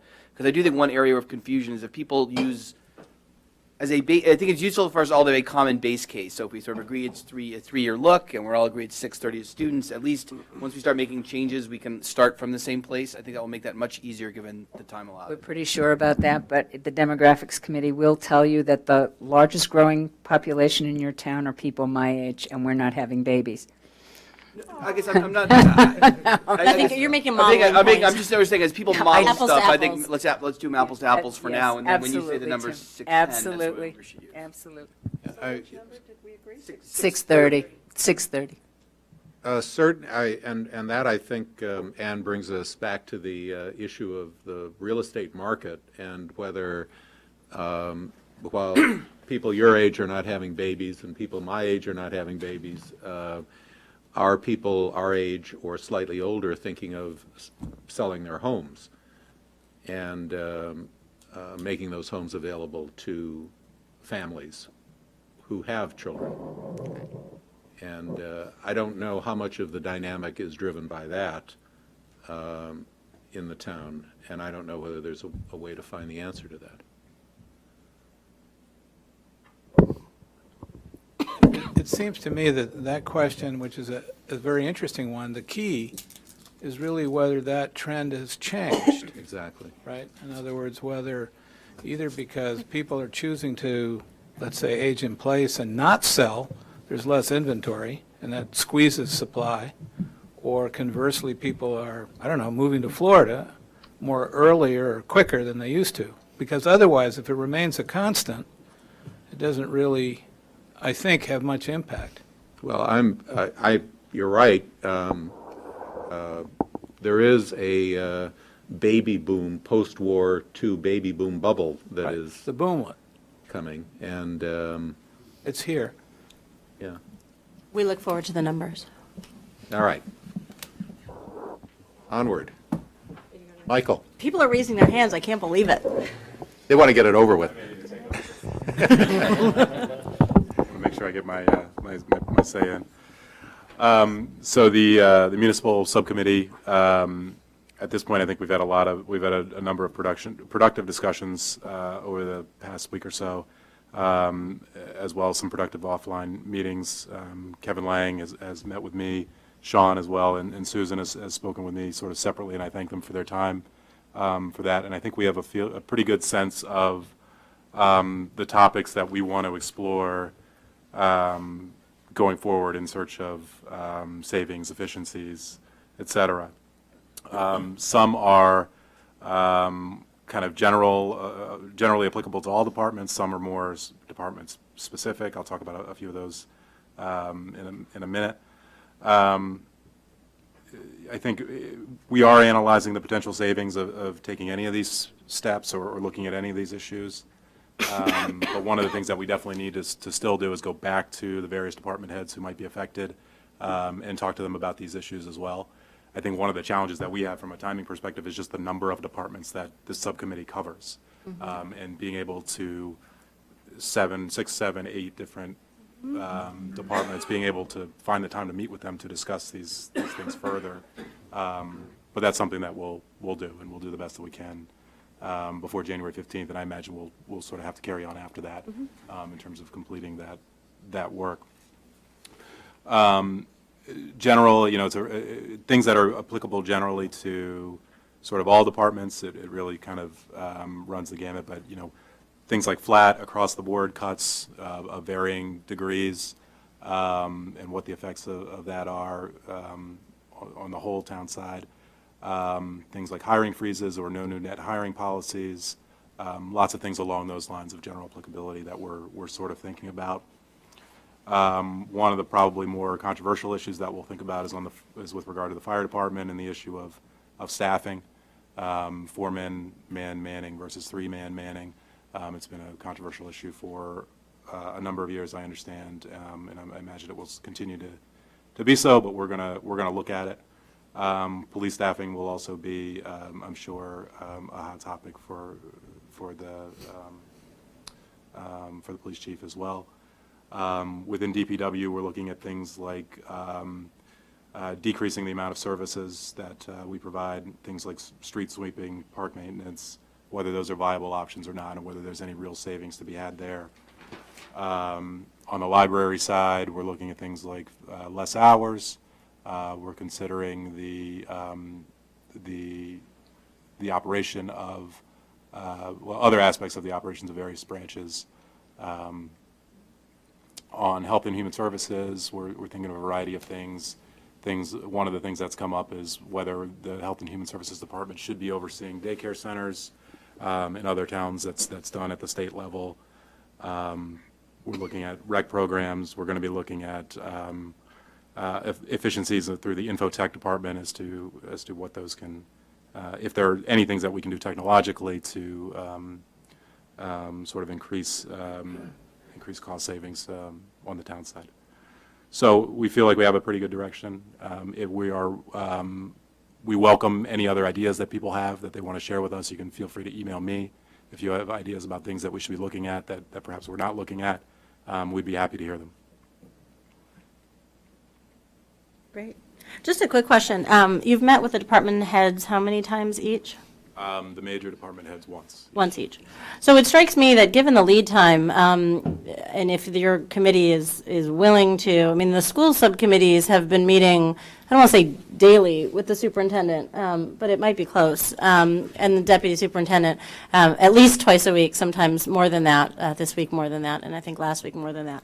So it strikes me that as we sit here on December 18th, maybe Sean or someone else could figure out a schedule for January that would allow you to get the information you need so that you could hit the ground running when you got back and didn't need to wait until, let's say, the second week in January to try to schedule a fairly robust set of meetings. Right, and we are starting to do Great. that, and Sean has been very helpful in helping us get there with that. So we hope Fabulous. within the next week or two that we can really get We're this. also, we sort of divided territories so that the things that we can do individually, because not everything is going to require the whole group to be together, because we're about to run into some, we're not all at the same place at the same time issues as well. So this morning, we sort of did a divide and conquer. Fabulous. Thank you so much. It's a huge amount of work.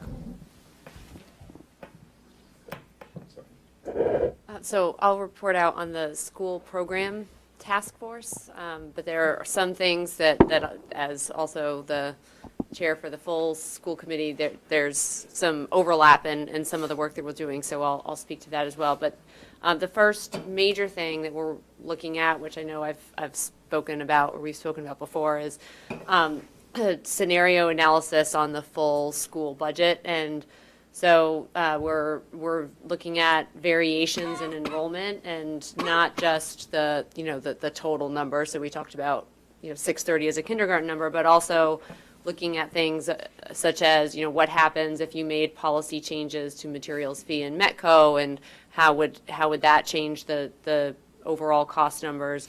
Also, I think it's relevant to look at the split of special education students, and given that there's uncertainty around that, how would that change the numbers? As we're also looking at variations in class size. So if we made some policy recommendations around that, what would the costs look like? And then finally, we're looking at costing out each of the major elements of the collective bargaining contract. And to the point that Janet and Susan were making earlier, and Cliff as well, I do think that there are some things in the school contract that may not have a dollar amount, but may impact the school's flexibility to pursue cost savings, and so we want to be sure that we're calling those out as well. So that's the scenario analysis that we're looking at. We're also trying to understand from the school side if they did not have the full amount of money to pursue the catch-up costs, and say for hypothetical purposes that amount was halved. Trying to understand what the priorities are and what would they choose to spend that smaller amount on, and how would they phase those investments, just to again get a sense of priorities. And then similarly asking them to prioritize the programmatic enhancements that they have proposed to us. Finally, we've taken a closer look at some of the other areas of the budget, like low enrollment programs, and trying to understand the amount of rigor that the schools are putting in terms of maintaining that. So at what point do they choose not to have a class, for instance, that's very low enrollment? And we're getting some further information about participation and FTE numbers around that. But I think that's likely one where we just say we need to keep a pretty close eye on that. Similarly, encouraging continued rigor around the issue of part-time staffing. What we learned is that at the high school, there is a cap on the number of benefit-eligible part-time positions.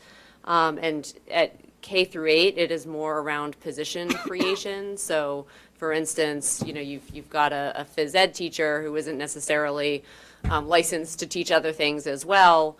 So you end up having more part-time positions in the K through 8s.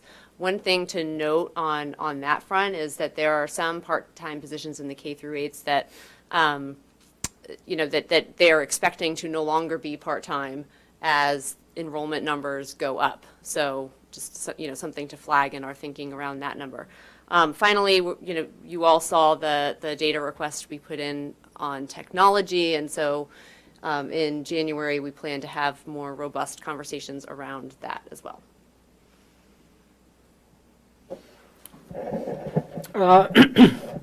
So on the populations and special needs task force, I guess in the last week or two, we have held some additional meetings covering early education, a discussion of a model that Lee has put together that looks at how space demand might be affected if we change or eliminate certain programs. We've been looking at programs such as charging for full-day kindergarten versus maintaining the current program that we have. Understanding the fees for early education compared to the community competitors, to see whether or not there's any particular room there. Beginning discussions on matters such as whether or not we should be considering revenue from extended day programs by charging rent or things of that nature. And I guess that's really about it at this point.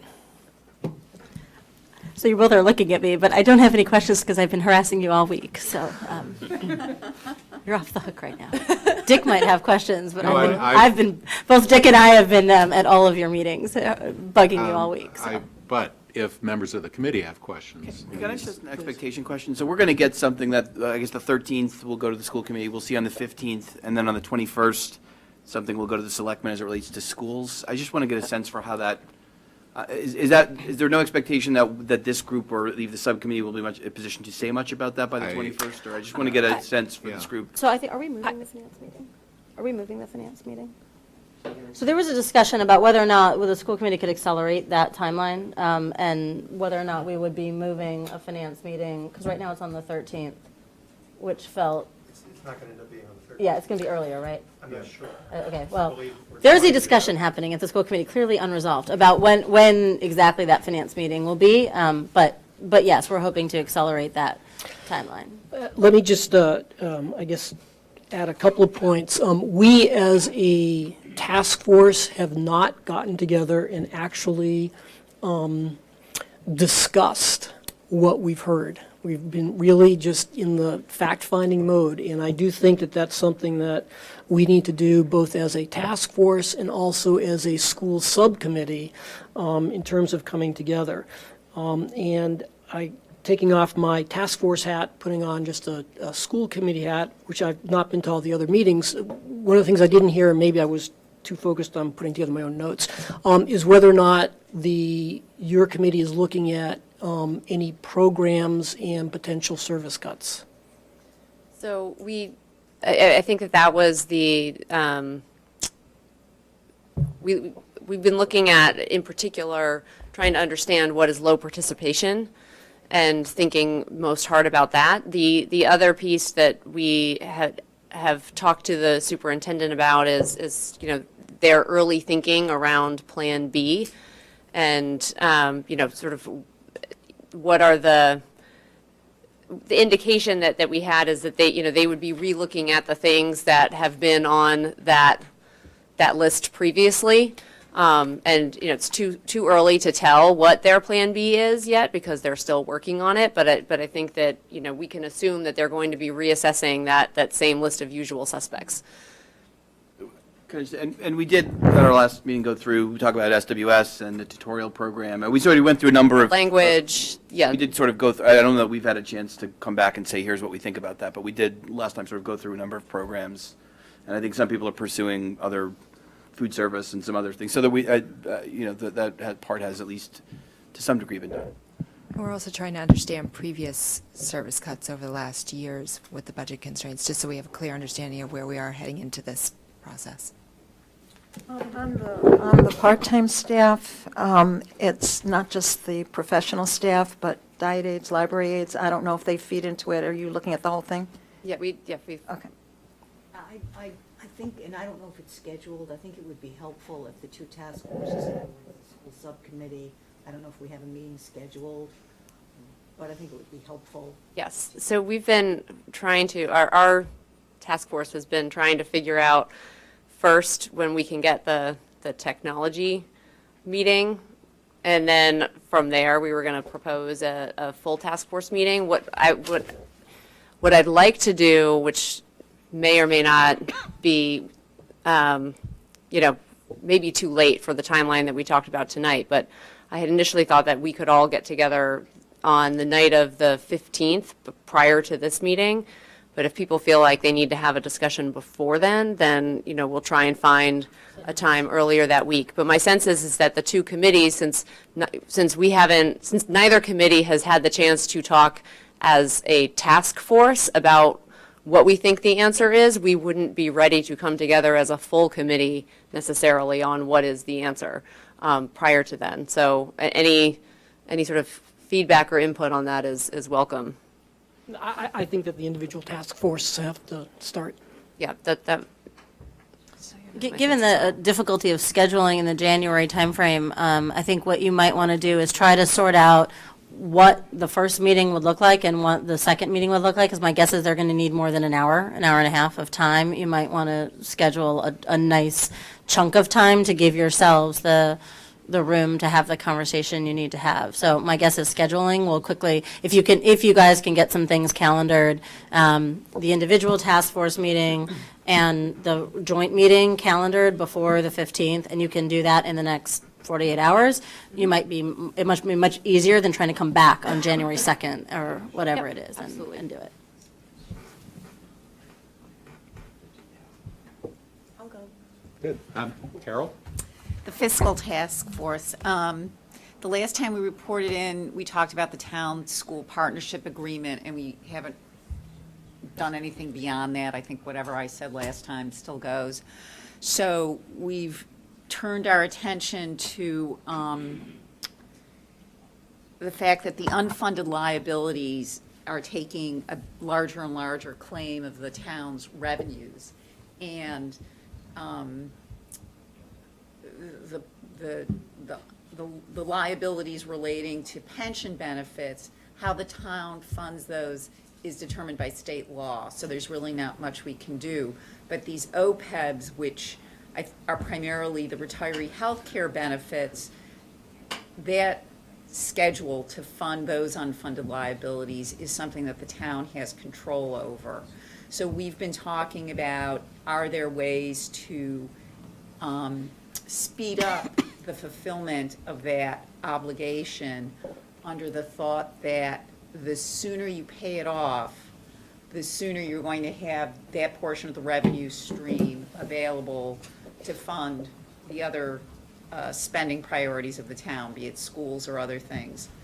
So we're looking at, and we'll probably make some sort of recommendation about taking advantage of the fact that the town has a low cost of money and the OPEB account or accounts, I don't know how they're actually configured, have a much higher rate of return, and redirecting, or I should say, financing more of the CIP budget with, to free up what was typically financed through tax revenues and directing those to some additional OPEB funds to move up the date in which the unfunded liabilities are satisfied. So that's one of the things we're talking about. We've also been discussing the idea of having level debt service payments, which is what you're all familiar with from your home mortgages, versus the way the town typically has been repaying its debt, which is level principal. And I think we're probably going to make a recommendation that for override debt that isn't part of the CIP but part of a debt exclusion, that the town go forward with using level debt service payments, whereas the CIP, they continue with this level principal payment. And then the last thing we did was have a conversation about non-reoccurring sources of revenue. This would be like the sale of the taxi medallions. And what should you really do with those revenues? Should they be going directly towards funding these unfunded liabilities? Or are there some benefits, either politically or just for operational flexibility, to have a, I can't remember, Chad, what you were calling it, a separate account? So that's something that we haven't come to a conclusion yet as to how we're going to, what kind of recommendation we're going to make, but we will make a recommendation on that. So I think we're going to have something by January 15th. Questions? Just a comment. With regard to pension liabilities, the state has an outside limit on our funding schedule. We are actually on a schedule to fund more quickly than that. So we could extend our funding of pension liabilities beyond where we are now, theoretically, but that's entirely inconsistent with what you're suggesting with regard to our OPEB, or retiree healthcare liabilities. Let's be clear, when we say it's determined by the state, it's determined by a board which is somewhat under the control of the town, but not fully. Right, And that's, but by state law, right, they are pushing things forward relative to what they the legally- outside legally- limit. That's correct. Right. And you know, to be clear, you know, when we're talking about speeding up OPEBs, we're talking about doing it in essentially an arbitrage way, which is to say, take the things that we're currently paying cash for CIP, right? Bond that, put the money that we would have paid cash for in the OPEBs, adjust our annual payments for OPEB to take account of the debt service and essentially take advantage of that arbitrage. So it's a pretty small delta. And probably, you know, 10 years out, it's probably $450,000 Okay, a year. okay, but, okay. But it's not, it's not going to solve the school deficit. Right, but you're not like, you're not moving forward OPEBs to increase the amount of you're actually putting in, you're just financing it differently, okay. Right. No, we're making That an makes more additional, sense. no, we're making an additional payment that otherwise wouldn't be made to the OPEBs. So we are paying Because of the sooner. return, because of the higher return. Right. Because of the way you're investing it. You're not coming up with, the cash you're coming well, I up with guess is I'm- coming out of the I investment, thought not we out were of our. putting in additional cash. Maybe I'm not clear. I think it's a matter of how you interpret that. We will see We're this not in drawing on the in operating Figured budget it out. additionally. We'll So see can it in- I ask a process question here? I think this is really interesting. I mean, to what extent people feel like we as a whole group want to basically wrap our minds around some of these details? And, no, it's a real question. Great question. And where is the right venue to do that? So let me play out two scenarios. Scenario one is, we get to January 15th or January 31st, whatever date you want, people don't really feel like they've gotten their minds all the way deep into the nooks and crannies of whatever Kevin's ginning up, or Lee's ginning up, or anybody, and people are basically okay with that. Option two is people freak out and say, there's all this stuff I don't understand, I can't possibly vote for anything. So I guess I would like to know if we feel like, number one, how much detail everyone else needs about other people's committees, and number two, how much of that do we need to do as a full committee versus are people willing to actually attend the subcommittee meetings and ask the chairs or co-chairs to satisfy themselves in the level of depth that they need? I can't answer that in the abstract. I think it's really important to ask the question, are you talking about cutting somewhere else in the budget in order to raise OPEBs, right? Which means somebody else somewhere has to find the money, right? And if the recommendation were coming out of our subcommittee, we need to take $1 million out of the operating budget for OPEB, that's got to be a discussion of the whole committee, right? You know, similarly, if somebody says, well, we don't need math any longer in the school department, we have to discuss it, right? I would hope that if Cliff were interested in the details of whether we really do have an arbitrage opportunity or not, that we could talk offline. Does that seem fair? Yeah, that is fair, although I guess from my own perspective, I would have thought that there was going to be some point where the entire group was going to hear from everyone else, and that the group would then have the opportunity to get the input from what I consider to be some brilliant people around the table who may not have been party to each individual conversation, because no one has been able to go to everything, and no one should be expected to do that, but I know I'm interested in hearing, and to the extent I have anything valuable to say, which may not be, I'd certainly want to chime in, but I'm seeing a lot of nodding heads. Yeah, no, I think that's exactly true, but I don't think that realistically that can happen before January 21st or on January 15th. So. Well, I guess that's the question I'm asking, Dick, which is, do we, as we sit here on December 18th, need to schedule a chunk of time, not a 2-hour meeting, but a chunk of time where we really go in depth and don't give people 2 minutes for their update, and maybe it's not before January 15th, but where in this do we actually have this, everybody gets a half an hour, not 2 minutes? I don't think it can be before January 15th. Okay. I don't see how. Yeah. I don't think before January 15th, but I think what you're saying is very important. Yeah, Because I think that I'm not able to go to the various subcommittee meetings, and when I hear reports, 5-minute reports, I'm kind of shaking my head and thinking, well, yeah, but then I've got questions, but I feel like I can't really get into it. So I think that it's important that we do have a longer meeting where the goal is for the various subcommittees to be explicit, to talk about what the challenges are, what their concerns are, what their preliminary recommendations might be. It'd be a good practice for public meetings, too. So I think maybe sorry, Lee. It seems to me what we probably should do is schedule full OSC meetings and select a relatively small number of subject areas to address at each. Not necessarily specific to any of the subcommittees or task forces, because some of them are interrelate, but sometime between January 15th and February 15th, for example, if we can have those meetings that are represent intense discussions, they can be led by the respective subcommittees that are involved to get that input and attempt to with the full committee, see if we can't, reach consensus on each of those issues.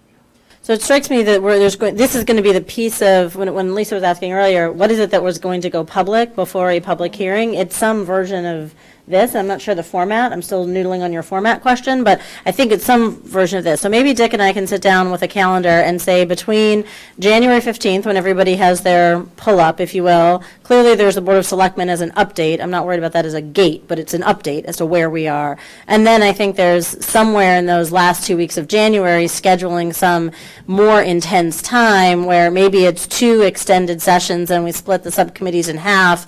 Everybody gets half an hour to a little bit more, and maybe we group things logically so that revenue and policy, fiscal policy go together, or schools and capital go together. We can work on that a little bit, but I guess what I'm saying is clear your decks for January, and we need to sort of do a little bit of thinking on the schedule. Yeah, we have already asked everybody to hold Wednesdays in perpetuity. Yeah. I think we asked through March 1st, but we were hoping it was in perpetuity. Date night. All right, thank you, sorry. We have capital. Who have we missed? Yes. Capital and revenue. Yes, capital, thank you. So to sort of respond to the earlier discussion, I mean, I think the capital subcommittee is prepared to provide, a robust discussion of our work thus far in conjunction with the rest of the pieces, even though it's not as much of it as operating. What we're really doing is we've spent a lot of time over actually just since the last time we've met, meeting with HMFH, meeting with B-Space, meeting with school committee members to really dig into what the work that they did and make sure we really understand it. We've also done our own work in thinking about our definition of the problem at hand, understanding, trying to reconcile the different numbers we've seen over time, and trying to identify, okay, how do we define the challenge that we're trying to solve? So I will say that our committee has been doing a lot of meetings with others, and so I don't think I can say what, all the topics we're looking at. We really need some deliberation time, which we will start tomorrow morning. We're looking at, in terms of the B-Space process and the school committee process, I think our role is to clarify some of the assumptions and recommendations that have come out of that. And then to really dig through everything that was proposed and affirm some assumptions and recommendations, and then opine on some options that we think could be explored further. We're going to have a cost comparison. We really see our charge as being making sure people clearly understand the implications of the different options that are still in play. And so therefore, if we make recommendations, the numbers, and they're not going to be the perfect numbers, but they'll be as good as we can get them today, people will be able to make their own kind of understanding of the various pieces we've looked at. And in truth, some of those aren't necessarily things that B-Space looked at.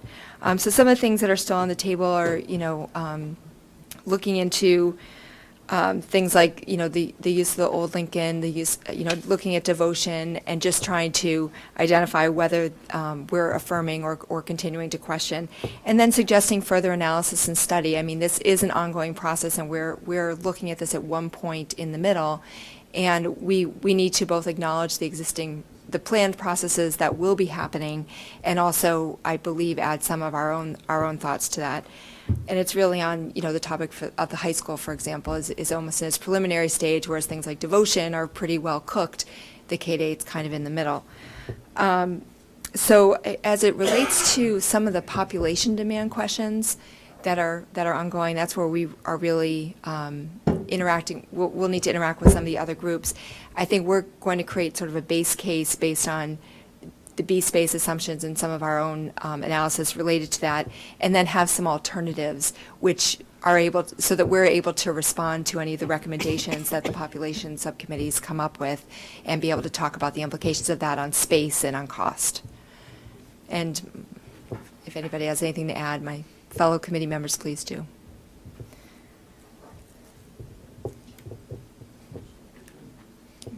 Last but not least. Last but not least, I feel like I'm the last thing standing between the next item. So I'll be quick. The Revenue Subcommittee met once after our December 4th meeting, and we met with Chuck Flaherty to discuss the library funds and library sources of funds. So we are going to make more progress and hoping to achieve the time frame with the mid-January. What I wanted to do, if Kevin wants to do it, one of the substantive areas that we want to focus on, and Kevin spent a considerable amount of time on it, which he could share with you his findings about the Community Preservation Act. So I've been a subcommittee of one. I don't violate the open meeting law because I'm never fully there. And when you're talking to yourself, you're a quorum. Right. So,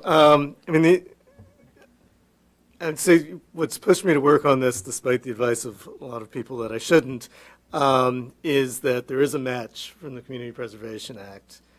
Money is largely fungible, although you have to play around with your fiscal policies. I was actually hoping, I thought 2 weeks ago, we could raise $4 million a year from the CPA, which is at that time about the bonding cost of devotion, and lo and behold, you could make the debt exclusion go away. Unfortunately, I understand devotion is getting more expensive, and we're down to, at this point, a pretty clear $3 million is the potential of the spending in the average annual spending in the budget that could be paid for out of the CPA. It would require, to make it smooth, it would require changes in our fiscal policies. But money is fungible. We could figure out how to do that. So that would require us raising an additional $2.4 million in taxes, for a roughly $600,000 match from the state, which is presumably better than raising $3 million in taxes with no match from the state. The money could still be used to, in different ways. You know, maybe we can work some magic and figure out how to deal with the $2 million shortfall instead of the $5 million shortfall for devotion. Or, you know, we're talking about a bridge year. Well, there's $3 million right there if we went for a CPA to address not just a few problems, but a lot of problems. Timing is a big issue. Right? We would have to really make our March 1st deadline because the selectmen would have to probably discuss it and hold a public hearing on March 4th, ensure that nobody held the vote on March 11th so that the thing could actually get on the ballot for the Maytown election. There's no special election for the CPA. So, you know, there is a potential out there for a match. There are a lot of political questions about whether you want to go for a small increase in taxes in 1 year. There are also some issues, which I can discuss, about the governance of the CPA, which is different the way from other tax revenues are governed. But from a strictly financial point of view, I can't sit here and not at least talk about getting $600,000 out of the state.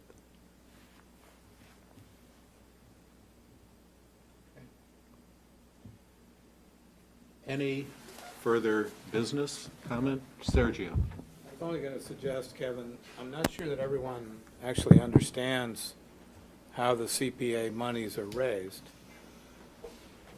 Okay. So they're matched from fees that are raised at the Registry of Deeds. There's a somewhat complicated formula, which I screwed up however many years ago it was. Basically, 80% of that money is distributed on the first round.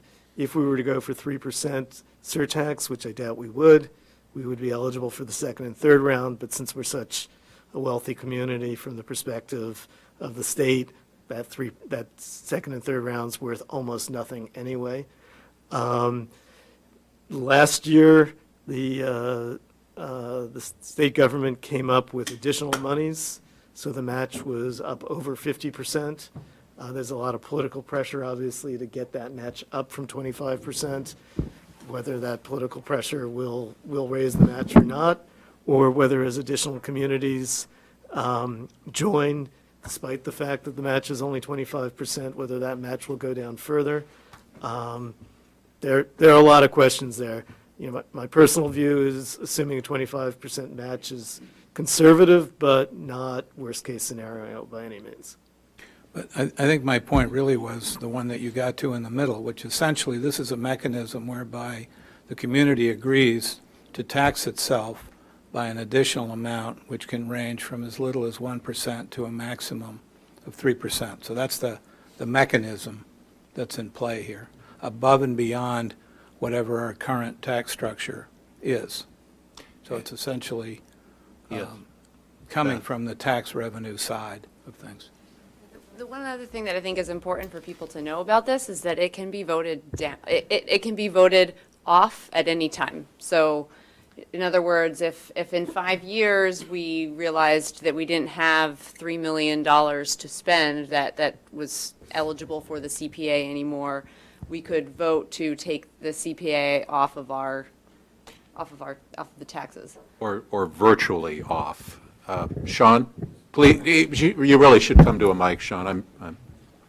So let me just confirm, after 5 years, you can remove it. Before 5 years, you could reduce the rate to virtually off. Kevin, doesn't town meeting need to vote first before it goes on the ballot? Yeah, you'd have to have, you'd need a special town meeting, right? Those dates are based on, thank you, Sean. I mean, those dates were based on what would allow the selectmen the time to call a special town meeting in advance in order to get it onto the May ballot. And the Community Preservation Act is something that is designed for particular uses, basically not maintenance, not general operating, but acquisition or renovation and so forth. And I know, Kevin, you've done a lot of work, and it's open space, historic preservation, affordable housing. That's it. Those, and at least 10% has to go to each of those areas. The disbursement of the money is not in the control of the Board of Selectmen or town meeting. It's in the control of a particular board. Town meeting has veto power. Okay. Okay. That's important. Now, I would say, aside from the political, and I include that control issue as part of the political, the big issue that I haven't been able to resolve yet is whether historic rehabilitation of parks has any cost whatsoever. And if so, and I've reached out to somebody who will tell us, based on the information we got from HMFH, it's not a good idea to use it for historical renovation of school buildings. That would be a loser rather than a winner. Yeah, and Because SBA takes those monies right off the top. Right. And it costs more to do the renovation. and you also, I think, if you're using CPA money for historic renovation, it has to be done to the Federal Secretary of the Interior standards. Right. Whereas MSBA funding does not require the use to those same preservation standards. I know, Kevin, you've done an enormous amount of work looking to see whether, and to what extent, given the strictures of the CPA, this money could be used to replace monies that would otherwise be spent. And we all are very appreciative of that. And that really is the question. Clarification, you say the community would agree to be taxed 1 to 3%. That's 1 to 3% of the total tax. Yeah, it's a surge, it's a. 1% increase. No, it's a surcharge on your taxes. You're a cup of, 1 to 3%. We would vote a particular amount. So 2.4 million would be about 1.5%. And I had one last question, not on CPA. There had been discussion at one point about a transfer tax. Has anyone looked at that? We talked to Gary McCabe, and I'm not discussing it because we're not ready to discuss it yet. But it's on the. It's on our revenue subcommittee. So a couple thoughts. I mean, in terms of, was there any other updates from anyone? So one is, it's, with due respect to our colleagues at the Board of Selectmen, I think you all have done a tremendous amount of work. I think the number of models, financial models on all of your computers is more than I knew, and it's impressive. And so thank you for that. I think there's a lot more to go, but there's a lot that's been done. Just a couple of things that struck me as you were talking that might be relevant, more updates from the school side than anything else. One is that we have a meeting, the school leadership has a meeting with our legislative delegation every January. And so, Sergio, to your point earlier, if there are things that you all are interested in and talking about, we'd be very interested in, I as Alan and Betsy as the chairman of the Board of Selectmen who attends also, it would be helpful to hear those.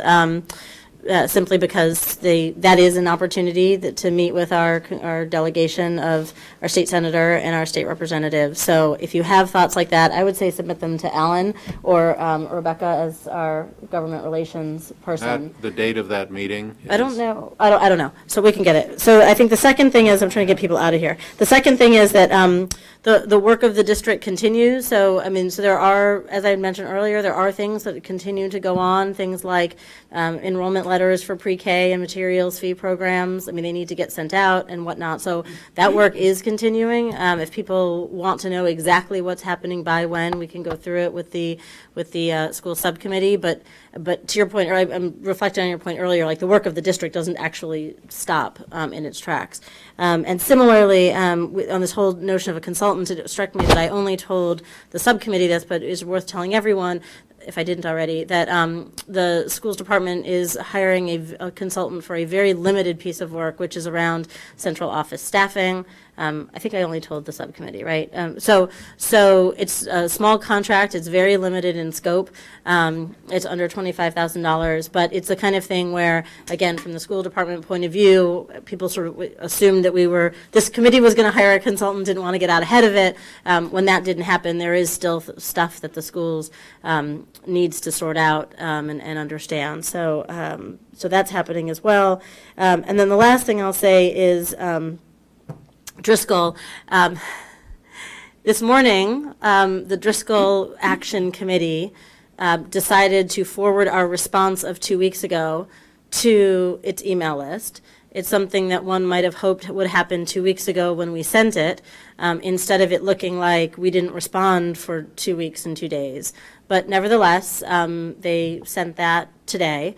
I'm happy to forward a copy of it to all of you. It expresses how excited they are that we have taken many of their recommendations. I will leave it at that, without further editorial think comment. that I sent that around to everybody. Oh, did you? on- Oh, did you? Oh, perfect, perfect, okay. Our- You sent it out? 'Cause I don't think I saw it. A couple This morning. couple of weeks ago. No, so we sent sorry, let me be really clear. The Override Study Committee co-chairman responded within 48 hours to those emails. The way we responded was by sending an email to the chairs of the Action Committee saying, we can't respond to 100 emails individually, please send this to your list. They then, 2 weeks later, today, sent that email that we asked them to forward 2 weeks ago, they sent it today to their list. So today, the list received our response that we sent them 2 weeks ago. Does that make sense? Okay. Yes. So I will send that response to all of you, just so that you have it, and I will do that without. Yeah, I got an email, I don't know what time, sometime today. That's That what was it was. that was a fan letter, or a thank you for everyone who wrote to the Override Committee, and then also a summary of the action or the comments that they had achieved. So what it says is. It was a summary, I'm tired. It was a summary of what happened at the school subcommittee. So my guess is they were waiting until they got that letter written before they sent it along with your email. What I would like you all to know is that your co-chairs responded within 48 hours. Thank you. The response that we submitted within 48 hours was today, 2 weeks later, sent to the list. Right, but That's the important point.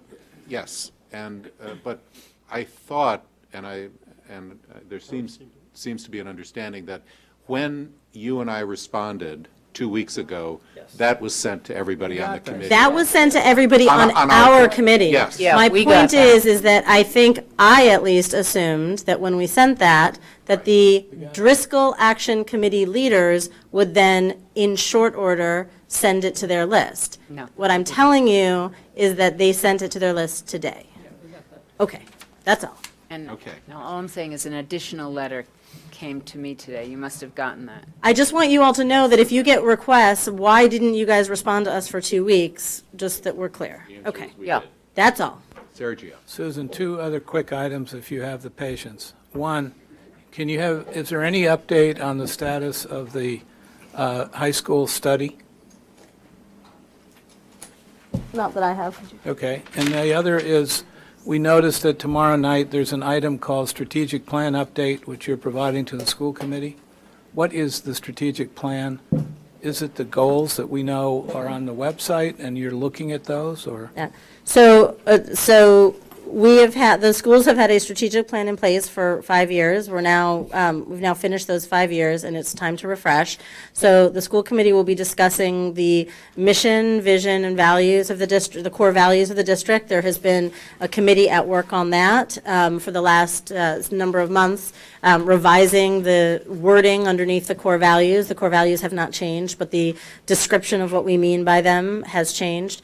And the 4 major goals have undergone some revisions. And so there won't be a vote of any sort. It's going to be a discussion whereby we discuss some of the rationale, the strategic plan committee's rationale with the full school committee. Thank you. Thank you. Again, if there are consultant-related questions that you have identified, please forward those. And thank you all for your hard work and just sheer brain power and ability and commitment. Happy New Year. We will see you in January. Happy holidays.